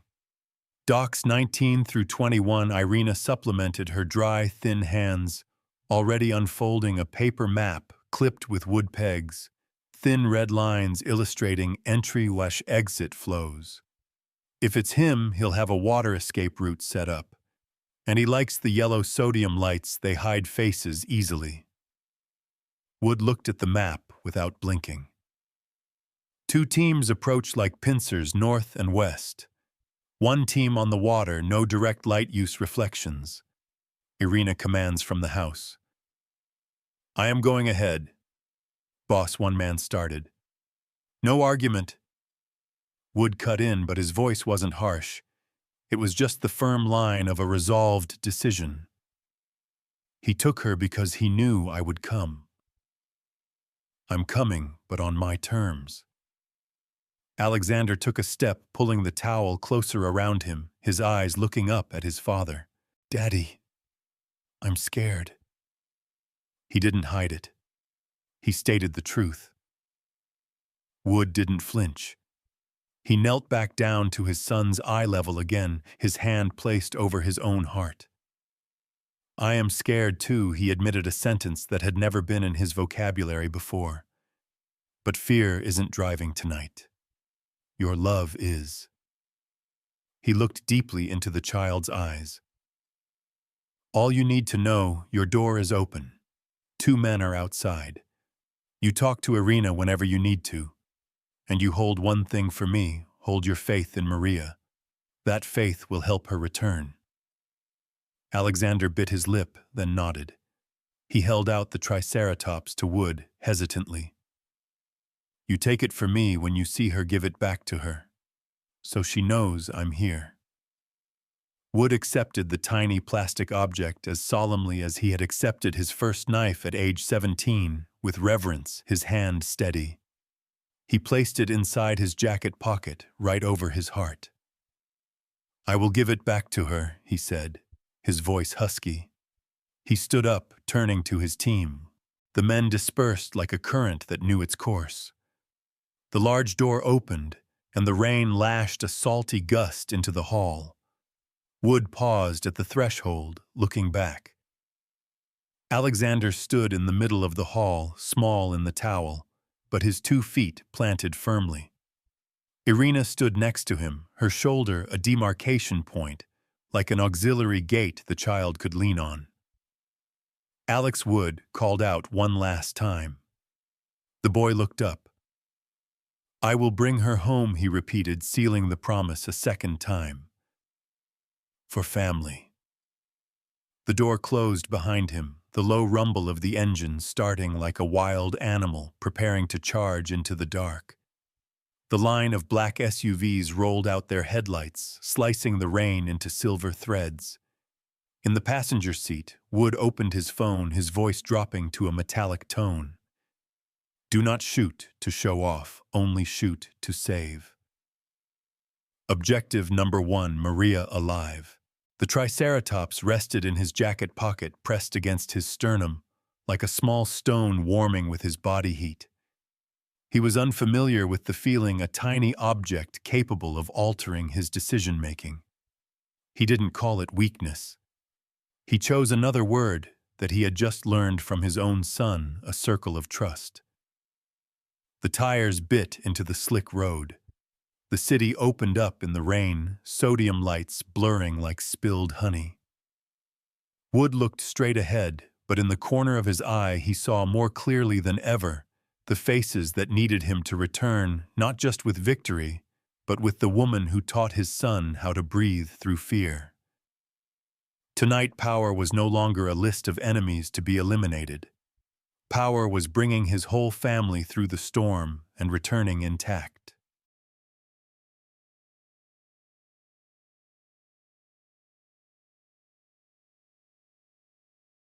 The air at the dock was thick with the scent of salt rust and machine oil. The cold rain fell diagonally, stinging the skin like glass needles. Beneath the pitted tin roof, the sickly yellow sodium light flickered, dying out, and then reigniting like a failing eyelid. Water collected in pools on the concrete floor, reflecting jagged steel beams and dark winches hanging like animal teeth. Maria was tied tightly to a metal chair in the middle of an empty space. The nylon rope bit deep, leaving thin, dark purple lines on her wrists. Blood beaded thinly like ink. Her right shoulder ached, but her heart beat steadily. She regulated her rhythm with the 3 and 4 out breathing exercise, each breath a rope coiled around her willpower. The tin roof rattled. In the corner, a single drop of water fell steadily from a drainpipe. Tick, tick, counting down a time she was never told. The iron sliding door scraped open with a low. O'Connor stepped in his long coat, drenched with rain, dark as black ink. He walked in a circuit, his leather shoes ground shards of broken glass into a thin, crystalline sound, a smile thin as a surgical incision. He pressed the muzzle of a gun to Maria's temple. The cold metal against her skin raised goosebumps, but her eyes never left his face. "Now say the right name," O'Connor said, dropping his voice to a false, intimate tone. "Would Danny, come out. There are no more walls to hide behind your men." Maria looked straight ahead, her voice hoarse but clear. "You wanted him to come, he will come. But stand opposite him. Don't use me as a megaphone." O'Connor sneered. "Conscience." He said the word as if chewing bitter candy. "Do you think conscience works on this riverbank? Here there is only force and counterforce." The yellow light flickered. From the back of the warehouse, footsteps spread out in a measured cadence. The foggy windows suddenly revealed moving, dark shapes neatly distributed along the angular lines. O'Connor tilted his head, the gun muzzle still pressed against Maria's skin like a set claw. Wood Danny appeared in the ambiguous light. Black coat shoulders soaked with rain hair, wind-blown from the river. He walked forward, neither rushed nor ostentatious. His hands were out of his pockets, open, empty, the language of a man accustomed to bargaining life and death. "I am here. I see you." He did not bow, nor did he yell. "Let her go," Wood said, his voice flat as steel. "Then we talk. We are talking." O'Connor lightly touched the muzzle, the metal sliding another millimeter on Maria's skin. "You know what I want. It's not land, it's not money. I want to break your order. I want to see you lose your rhythm." "My rhythm," Wood replied, his eyes never leaving the gun at Maria's temple, "is keeping my child asleep tonight." A thin silence passed. O'Connor chuckled softly, the laugh lost in the rain. "Then you chose the wrong game," he said. "Your order is law. Law is a noose. I am a knife. A knife cuts the rope." He angled his face, the light catching the mocking lines around his mouth. "You build houses with fences. I build storms." Wood neither advanced nor retreated. His eyes were dark pools, not reflecting, only absorbing. "You have the wrong map," he said slowly. "My order is no longer a fence. It's a circle." He placed his hand on his chest, an unintentional gesture of people I am committed not to lose. "Family. Tonight, you are not trying to break a gate. You are trying to break a circle." The gun muzzle remained in the same spot, but a small muscle in O'Connor's jaw twitched. "A circle," he repeated, spitting the word out like a piece of grit. "You just gave me exactly what I needed, a center point." He changed his stance, sliding the gun down from Maria's temple to her cheekbone, a spine-chilling move because of its leisure. "You know shield," he whispered to Maria. "People like you confuse the beast. They think soft is weak, but soft is the glue that holds the pack together. Glue burns beautifully when set alight. Maria held her gaze steady as a stake. "You can shoot," she said, not boasting courage, but stating a proposition. "But if I die here, you prove to the boy that the strong man is the one who shoots the unarmed. You win one night. You lose a generation." In the surrounding darkness, a few shadows shifted slightly. Wood's team tightened the perimeter, waiting for the signal. Wood shook his hand very subtly, holding them back. He looked at O'Connor. "You called me out to hear my conscience. Hear it. Conscience is noise." O'Connor countered a tone higher. "Your order is built on framed fear. I am chaos." I opened the frame. "No," Wood said, stepping this time further into the light, letting the rain fall directly onto his face, shedding the layer of shadow. "You are running from responsibility. Chaos is when an adult refuses to do the right thing because it's hard. I have done many things wrong, but tonight I am doing what's right, bringing my person home alive." He lowered his voice, a steel wire taut but unbroken, "and keeping my men's hands off their guns when possible." O'Connor scoffed, but his eyes showed a momentary confusion, a small crack where he hadn't anticipated. "Well, the beast has learned to speak human." He tipped his head back, swallowing rain. "The negotiation. You kneel, drop your weapon, and promise to pull out of half the riverfront. I will release your shield." "No," Wood answered without thinking. "You want land, find it in court. Here there are only people. And she leaves with me." The gun muzzle slammed back against Maria's temple. The yellow light flashed precisely, then the pain erupting into a white streak in her vision. She swallowed hard, holding her rhythm. "Wood," she called out very softly, as if across another room. "Don't let tonight teach Alex the wrong thing." The two words, "don't let," fell to the floor like two lead pellets. Wood tilted his face half a degree, just enough for her to know he heard. He inhaled 3, exhaled 4, unseen by O'Connor, only by him, and the lesson borrowed from her. He looked up. "O'Connor," he said, his voice hoarse, "look around." He made no hand signal, but the dark figures on both flanks had moved into position. The right escape door jammed the roof, access locked the water route covered by 3 men waiting below. "You thought you built a storm. I built an evacuation route for the children sleeping within a mile radius of here." He stepped forward half a pace. "You want me to kneel? I kneel before my son, not you." A cold anger swept across O'Connor's face. Then he slightly tilted his wrist. A faint click sounded behind him. Not a trigger. It was a release from a winch cable overhead, a non-lethal cable shot. A thin cable dropped from the steel rigging, wrapping quickly around O'Connor's gun wrist in a self-tightening loop. The gun muzzle jerked away, grazing Maria's skin instead of pressing against it. O'Connor instinctively swung his arm in that exact moment. Wood charged low, his hand chopping against O'Connor's wrist, the gun flying free.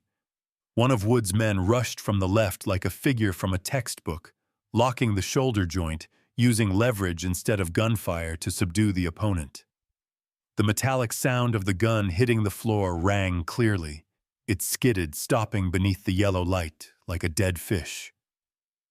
The warehouse erupted in movement, but it did not turn into a massacre joint. Throws, chokeholds, zip ties, muffled groans. Wood turned, drawing a thin knife to cut the nylon ties on Maria's wrists.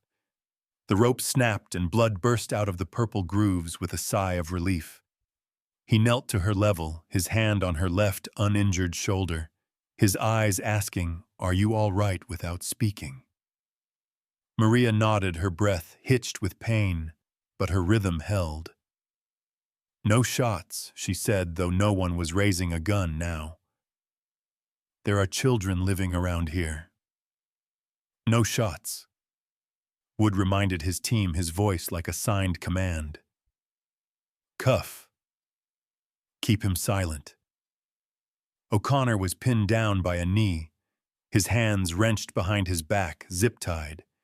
He chuckled softly, the blood on his lip mixing with rain into a rust color. I see it, he breathed, looking up at Wood through his slicked hair. You changed your weapons. Wood stood pulling Maria up with a steady motion, keeping her close to prevent her from stumbling. He looked down at his opponent. I changed my definition, he said. Power is not the sound of a gun blast. Power is a child at home being able to sleep because my person came back. O'Connor glanced at Maria, then back at Wood.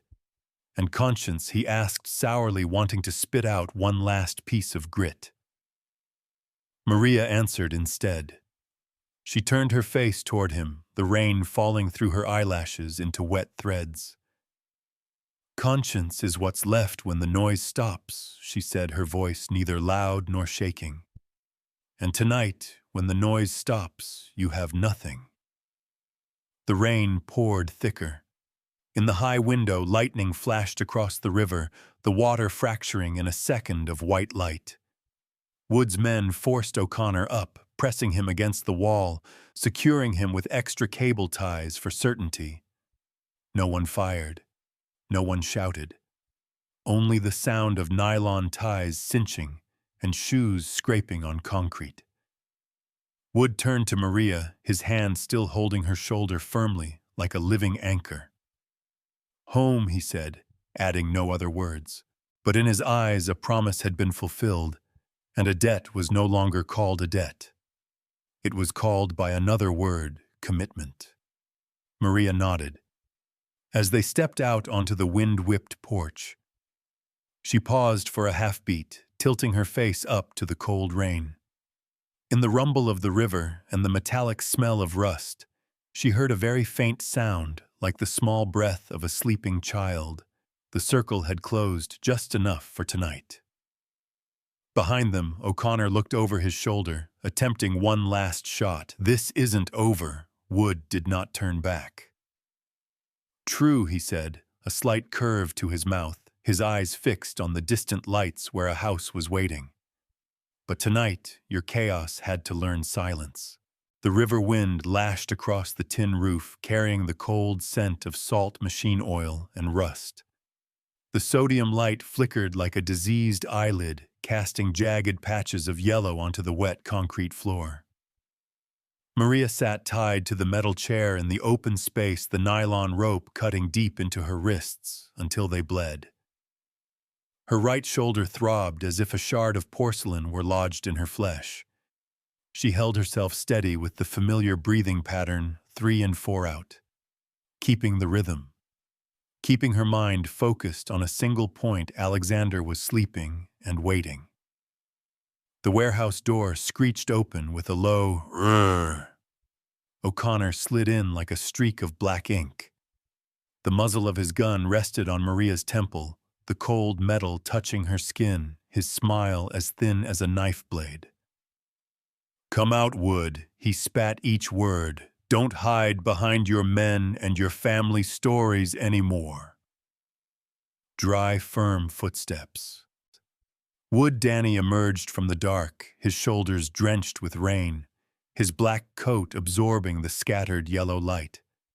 His hands were low open, empty, the language of a man who holds power yet chooses control. He stopped at a distance sufficient to speak, sufficient to clearly see the veins on his opponent's neck. Release her, Wood, said his voice flat as steel. Then we talk. Talk. O'Connor slightly twisted his wrist, making the gun muzzle grind deeper into Maria's temple. I called you out to see you lose your rhythm. Everything converged in one tiny beat. The overhead light blinked. The river wind dropped the sound of the water. Drop tick. Then action. A short, dry spark. Bang! No roar, no show of force. Wood's bullet left the barrel like a period placed in the correct spot. It pierced O'Connor's calf low angle, diverting the artery enough to take him down, but not to kill. O'Connor's body folded, the gun flew from his hand, the metal hitting the floor with a clean, sharp sound. His scream was drawn into a hiss, mixing with the fresh, metallic scent of blood. No more shots. Wood threw the command down like a rock barring a door. Secure him alive. Two of Wood's men charged from the side walls like blurs without needing to yell. One swept his legs, the other locked his shoulder, the zip ties cinched tight, executing the takedown so cleanly that the concrete floor only retained the sound of scraping shoes. Not a second shot, not a single extra act of punishment. Wood was already by Maria's side. The thin knife flashed silver, one swift, clean cut. The nylon tie snapped the blood on her wrist, surging warm like a sigh of relief from the skin. His hand settled on her left, uninjured shoulder, firm as an anchor. "Are you all right?" he asked with his eyes. Maria nodded, her breath hitched with pain, but her rhythm held. "No shots," she whispered, her instinct still to protect the circle wider than herself. "There are children nearby." "No one shoots," Wood repeated, lifting his chin, ensuring the entire warehouse heard. "Keep it quiet. Cuff him. Leave here clean." O'Connor was pressed against the wall, hands wrenched behind him, the zip ties biting white into his skin. He laughed hoarsely, his blood mixed with rain forming a rust-colored streak. "You held back."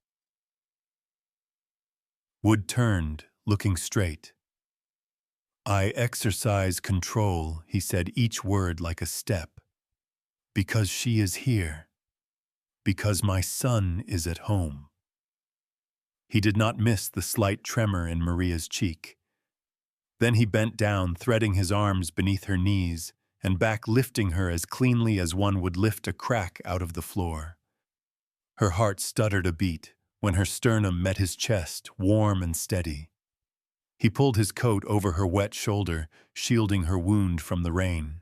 "She's worth everything," Wood said softly, half announcing it to his own blood, half throwing the truth into the face of the man who had called her bait. He looked up, meeting O'Connor's eyes. His voice dropped to a metallic, penetrating firmness. "Touch my family again, and you won't get a chance to regret it."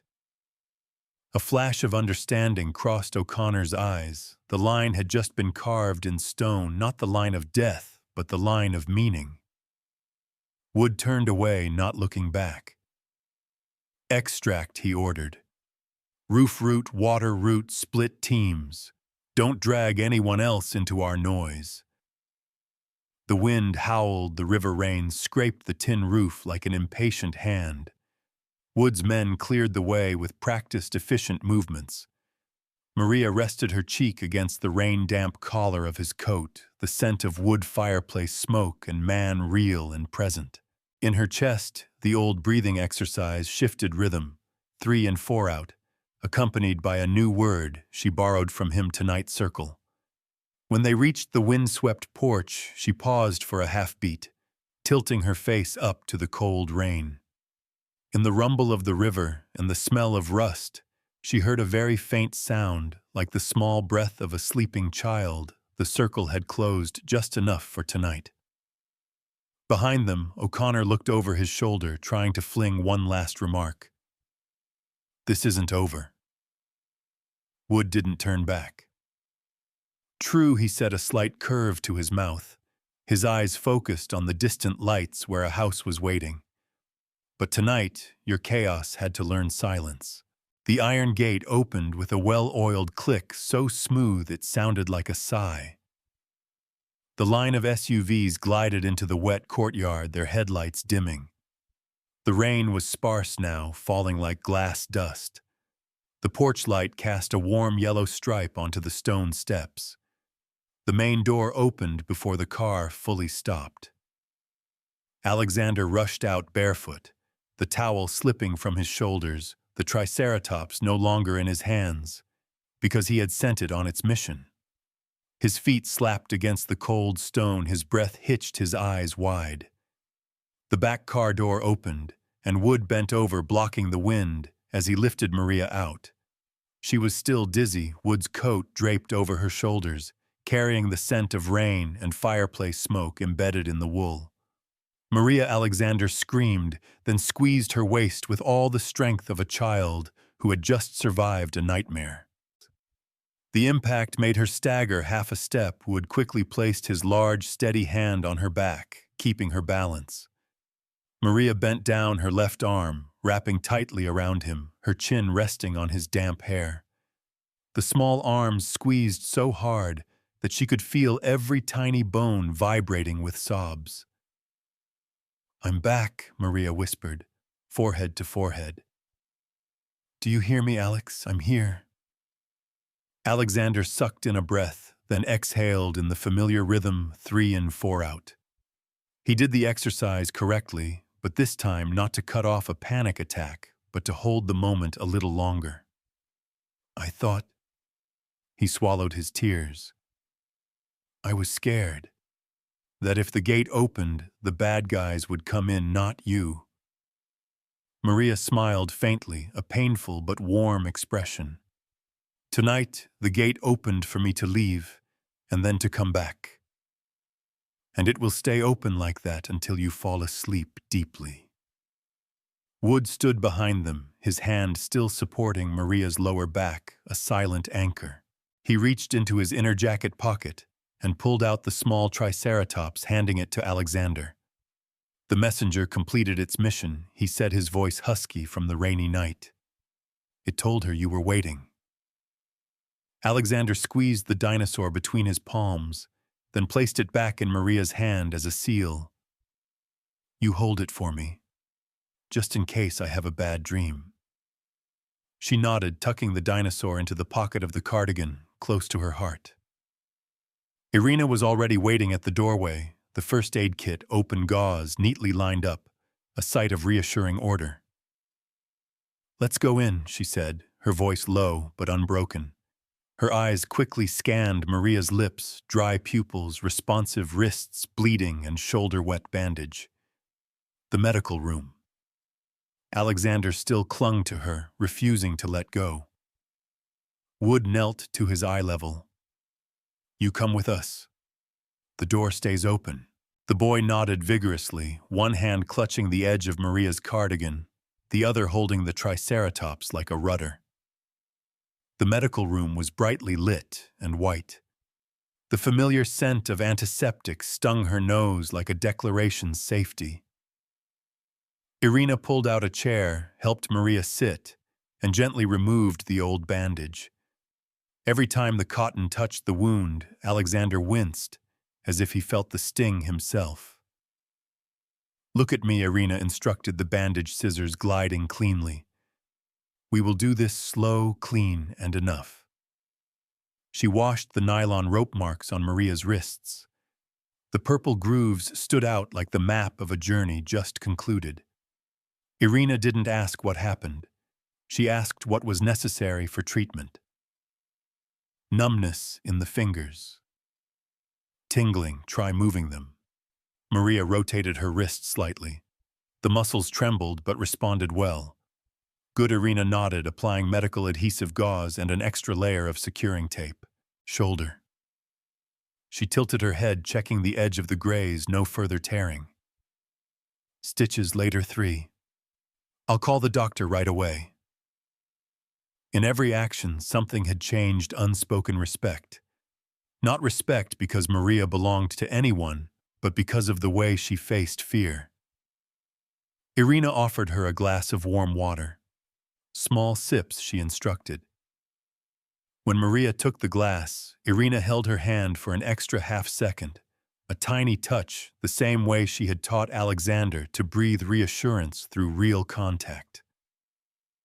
Wood stood leaning against the doorframe, his coat still dripping. He didn't intrude into the medical space. Only when Alexander shivered at the sight of the blood, Wood reached out to gently touch the back of his son's neck, the spot he always liked to be soothed. "Old rhythm," he prompted. Alexander breathed along his shoulders, dropping a half-inch. Once bandaged, Irina stepped back, her eyes meeting Maria's. In that look was an unspoken message. "You did the right thing, I see it." She neatly gathered the gauze, then turned to Wood. "She needs warmth and deep sleep. No interruptions except the doctor." "Understood." Wood replied, then turned his gaze to Maria. He walked over without preamble or grand rhetoric. He paused for a moment, as if choosing the right word from a long, unopened drawer. "Oh, the truth," he stated plainly, not looking away. "The truth is my son is sleeping again because of you. This house is intact because you reminded us not to shoot. I am grateful, and I register the debt by its true name." Maria looked at him, tired but alert. "No debt is necessary," she replied, her voice soft. "Just remember this: Alexander's circle of trust is bigger than the walls of this house. Don't let tonight shrink it." Wood gave a subtle nod, accepting an unwritten commitment. "The room door is open," he repeated like a policy declaration. "Yours and his." Alexander let out a long yawn. Finally, the small body decided it was safe to shut down. He rested his head on Maria's lap, right there on the small medical cot, his hand still holding the hem of the cardigan. The Triceratops lay between them like a seal of authenticity. Maria leaned over her left hand, resting on his chest, counting the rhythm 3 and 4 out, until his breathing was round and even. Irina pulled the thin blanket over both of them, then dimmed the light 1 notch. She stood for a moment at the foot of the bed, her personal ritual of guardianship, before turning away. At the door, she paused, looking back at Maria over her shoulder. "In this house, curiosity is dangerous, but caring for each other is not. Just keep doing what you do." The door closed softly. Outside, the long hallway suddenly felt less cold. The cameras were still watching, but it felt as if they had softened. On the threshold, Wood stood for another minute, watching the small figure curled up in the arms of the woman he had called family tonight. He touched the pocket where the small dinosaur's imprint was still warm, exhaling a slow breath. Not the relief of the victor, but the relief of the man who had just put something vital back in its right place. "Sleep, Alex," he said very softly, as if afraid to distort the light bulb. "She is here." In the quiet, the house, the gilded cage, seemed to loosen another bar. And in that newly opened space there was room for a child to sleep soundly, for a woman to hold pain within a breathing rhythm, and for a man to learn how to use power like a blanket, to cover, not to crush. The next night, the rain had stopped, but the wind still carried the scent of metal. The city breathed beneath pale yellow streetlights hanging over the avenues, and in the distance the rumble of a river barge sounded like an old man's cough. O'Connor was bound, transferred from the warehouse to a temporary police rendezvous point, an abandoned train station on the embankment. Wood's men stood back, maintaining the proper distance of those who had once been wrongly suspected of interference. "Handover complete. Paperwork is sufficient." Irina's voice was flat over the radio. "We are withdrawing."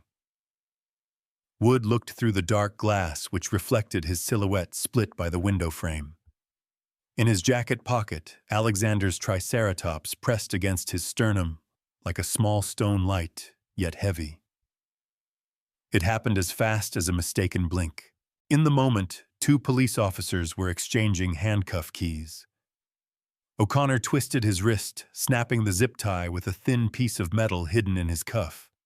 He lunged, snatching the gun from the young officer's holster, spinning to use him as a shield.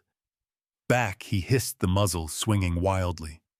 The barrel briefly touched the glass, flashing the image of a sleeping child in Wood's memory.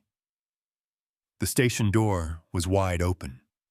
Outside was an empty lot, and further down the slope to the river embankment, where two high school students had just propped up their bicycles, giggling over their first secrets.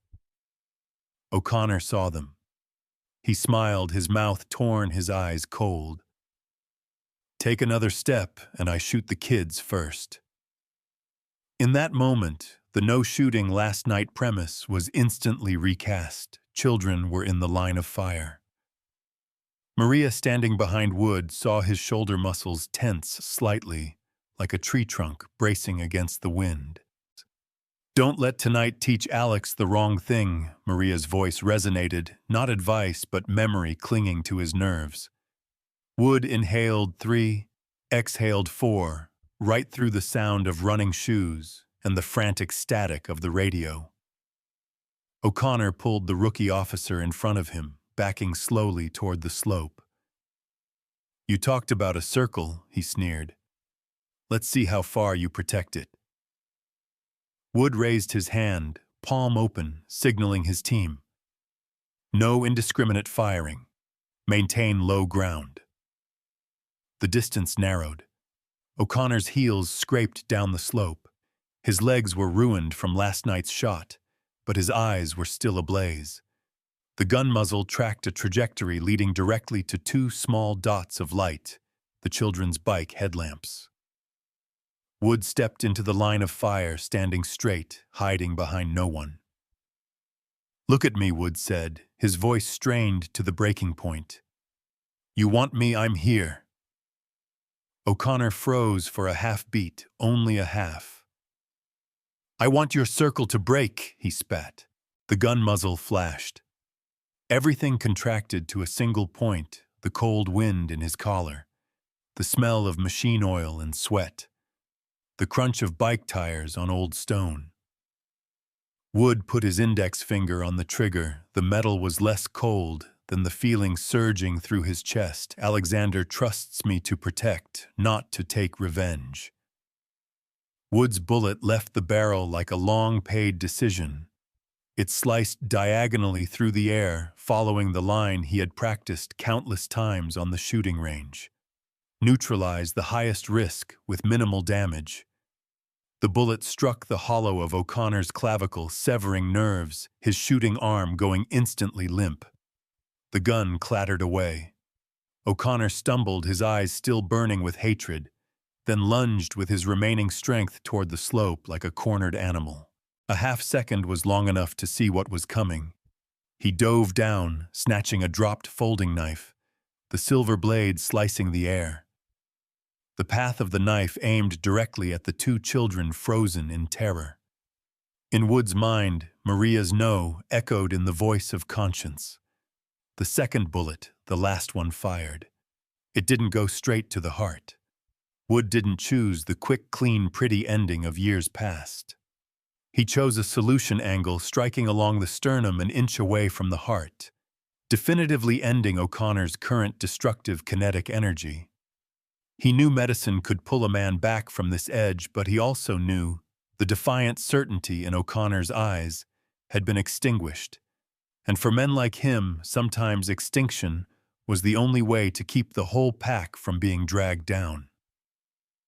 O'Connor collapsed onto the slope, the knife flying from his hand, sliding once before stopping in a rock crevice. The two children burst into heart-wrenching sobs. Wood's men swarmed, kneeling to shield them like a fortress. It's okay. Look at me. 3 and 4 out." Maria's mantra tonight spread like a shared medicine. Everything suddenly went quiet. Not the silence of victory, but the silence of the price. Wood stood straight, but a piece of him fell away inside. He looked at the body lying sideways on the slope, blood darkening the stone, spreading like a map of error. He didn't see the face of an enemy.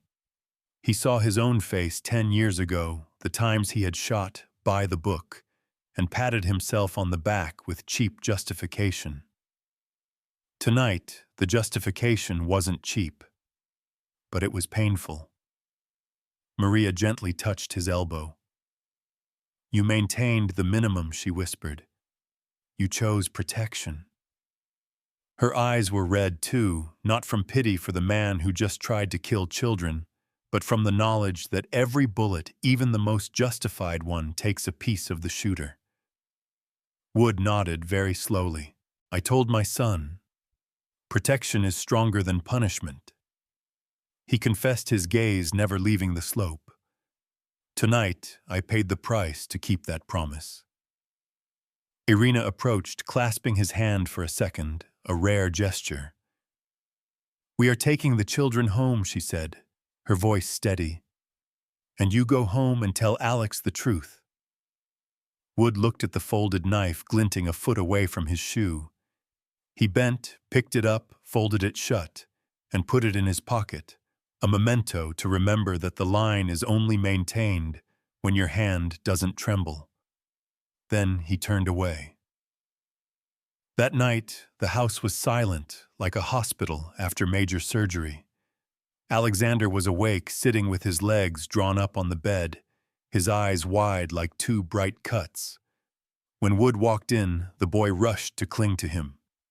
Daddy Wood lifted his son onto the edge of the bed, his back against the wall, the boy's head resting in the hollow of his shoulder.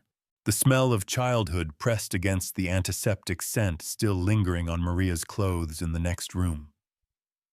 "I'm home," he said, knowing the next part could not be a sugar-coated story. "And?" "Him," Alexander asked, not naming the man. Children have a way of calling fear by its empty space. Wood paused for a beat, listening to his son's breath hit his collarbone. "He will not hurt anyone else," he stated truthfully, adequately, without describing the blood or the lie. "I did what I had to do to protect you, Maria, and the children nearby." He lowered his voice. "Sometimes protection is standing in the way. Sometimes it's stopping the bad thing decisively. Both are so you can sleep soundly." Alexander didn't ask what stopping meant.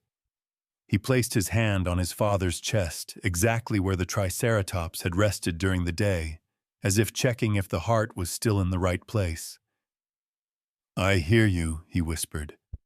"I won't have bad dreams anymore." Wood kissed his son's hair.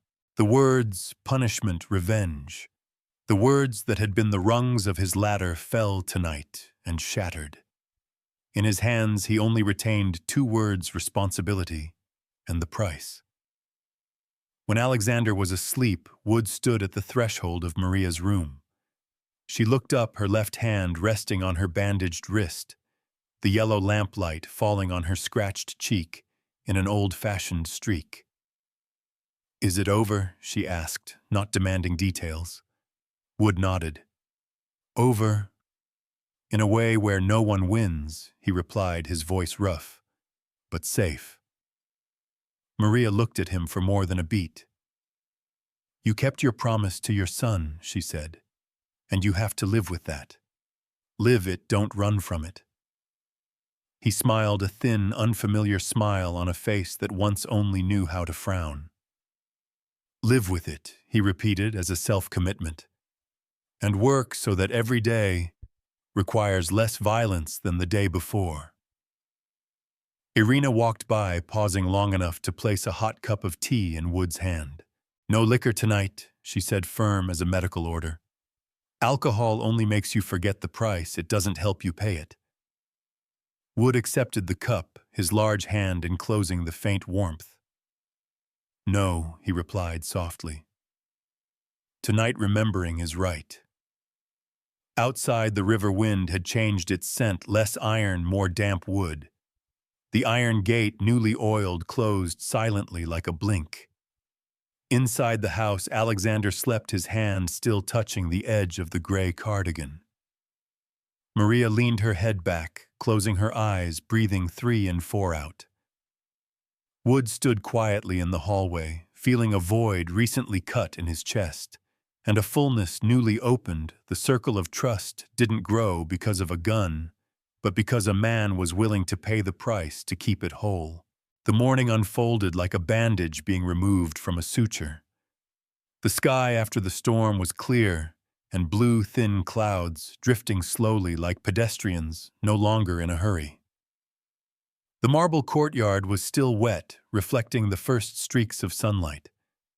The iron gate at the end of the driveway stood slightly ajar, not an oversight, but a deliberate decision, the oiled hinge from last night, gliding as softly as a sigh. Inside the house, the scent of coffee and clean linen mingled. Alexander sat on the reading room threshold, barefoot, hugging his triceratops. The bruises on Maria's wrists had changed color, blue, purple, then pale yellow, like the map of a night survived. She wore the gray cardigan, her hair tied back, her left hand resting gently on the boy's shoulder. Irina quietly passed by, placing a cup of warm milk in Alexander's hand, then vanished like a shadow that knew exactly where to be. Wood stood at the edge of the portico, looking through the nascent sunlight towards the open gate. He was tieless, his shirt sleeves rolled up, the shadows under his eyes faintly visible. For a long time he didn't speak. He just listened to the birds in the trees, the light drag of the child's slippers on the stone, the sound of the house calming down after long nights. Alex Maria nudged softly. "The breathing exercise, 3 in," he replied, half joking, half serious, 4 out. Then he did it, his small shoulders relaxing, his eyes brightening. "The gate's open," he said, no longer scared as he was yesterday. "I heard it didn't squeak."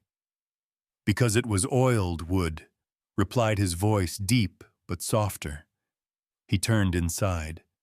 His gaze met Maria's, no longer the reflective glass of a kingpin, only fatigue and resolve. "Let's go to the garden," he said. "We talk." They walked down the glass corridor, the sunlight casting neat, even frames on the floor. In the conservatory, Irina had spread a blanket, fulfilling the promise from that one breakfast.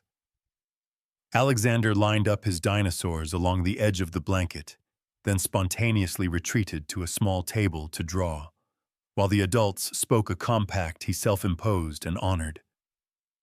Wood stood opposite Maria, his hands going into his pockets, then withdrawing as if practicing the comfort of having nothing to hide. He looked towards the open gate one more time, then spoke without circumlocution. "Stay. For the boy." The phrase dropped between them like a closing latch. It was not a command, nor was it a concession. It was a choice articulated. Maria looked at him, her eyes deep like someone who had just climbed a steep slope but still had energy left. She touched the edge of the bandage on her wrist, as if reminding herself not to forget the price paid. "I will stay for Alexander," she said slowly, anchoring each word. "And so he can learn that the best shield is the truth, calling emotions by their right names, keeping promises, choosing protection over punishment. If I'm here, it's easier for him to do that." The wind sighed through the conservatory, rustling the palm leaves. Wood swallowed a genuine reaction, not an act. "I won't promise to change overnight," he said. "I've lived the other way for too long. But I promise this, his door will stay open, and my decisions will have to pass through the question, does Alex sleep soundly? If not, I rework it." Maria nodded, her gaze fixed on him. "And the door to the truth stays open too," she added, neither pushing nor cornering him. "When you go too far, I will speak up. Not to win against you, but so Alex doesn't learn to hide." Something strange crossed Wood's face, a slight hint of a smile, a slight crack exposed to light. He reached into his jacket pocket and placed a small silver key on the blanket.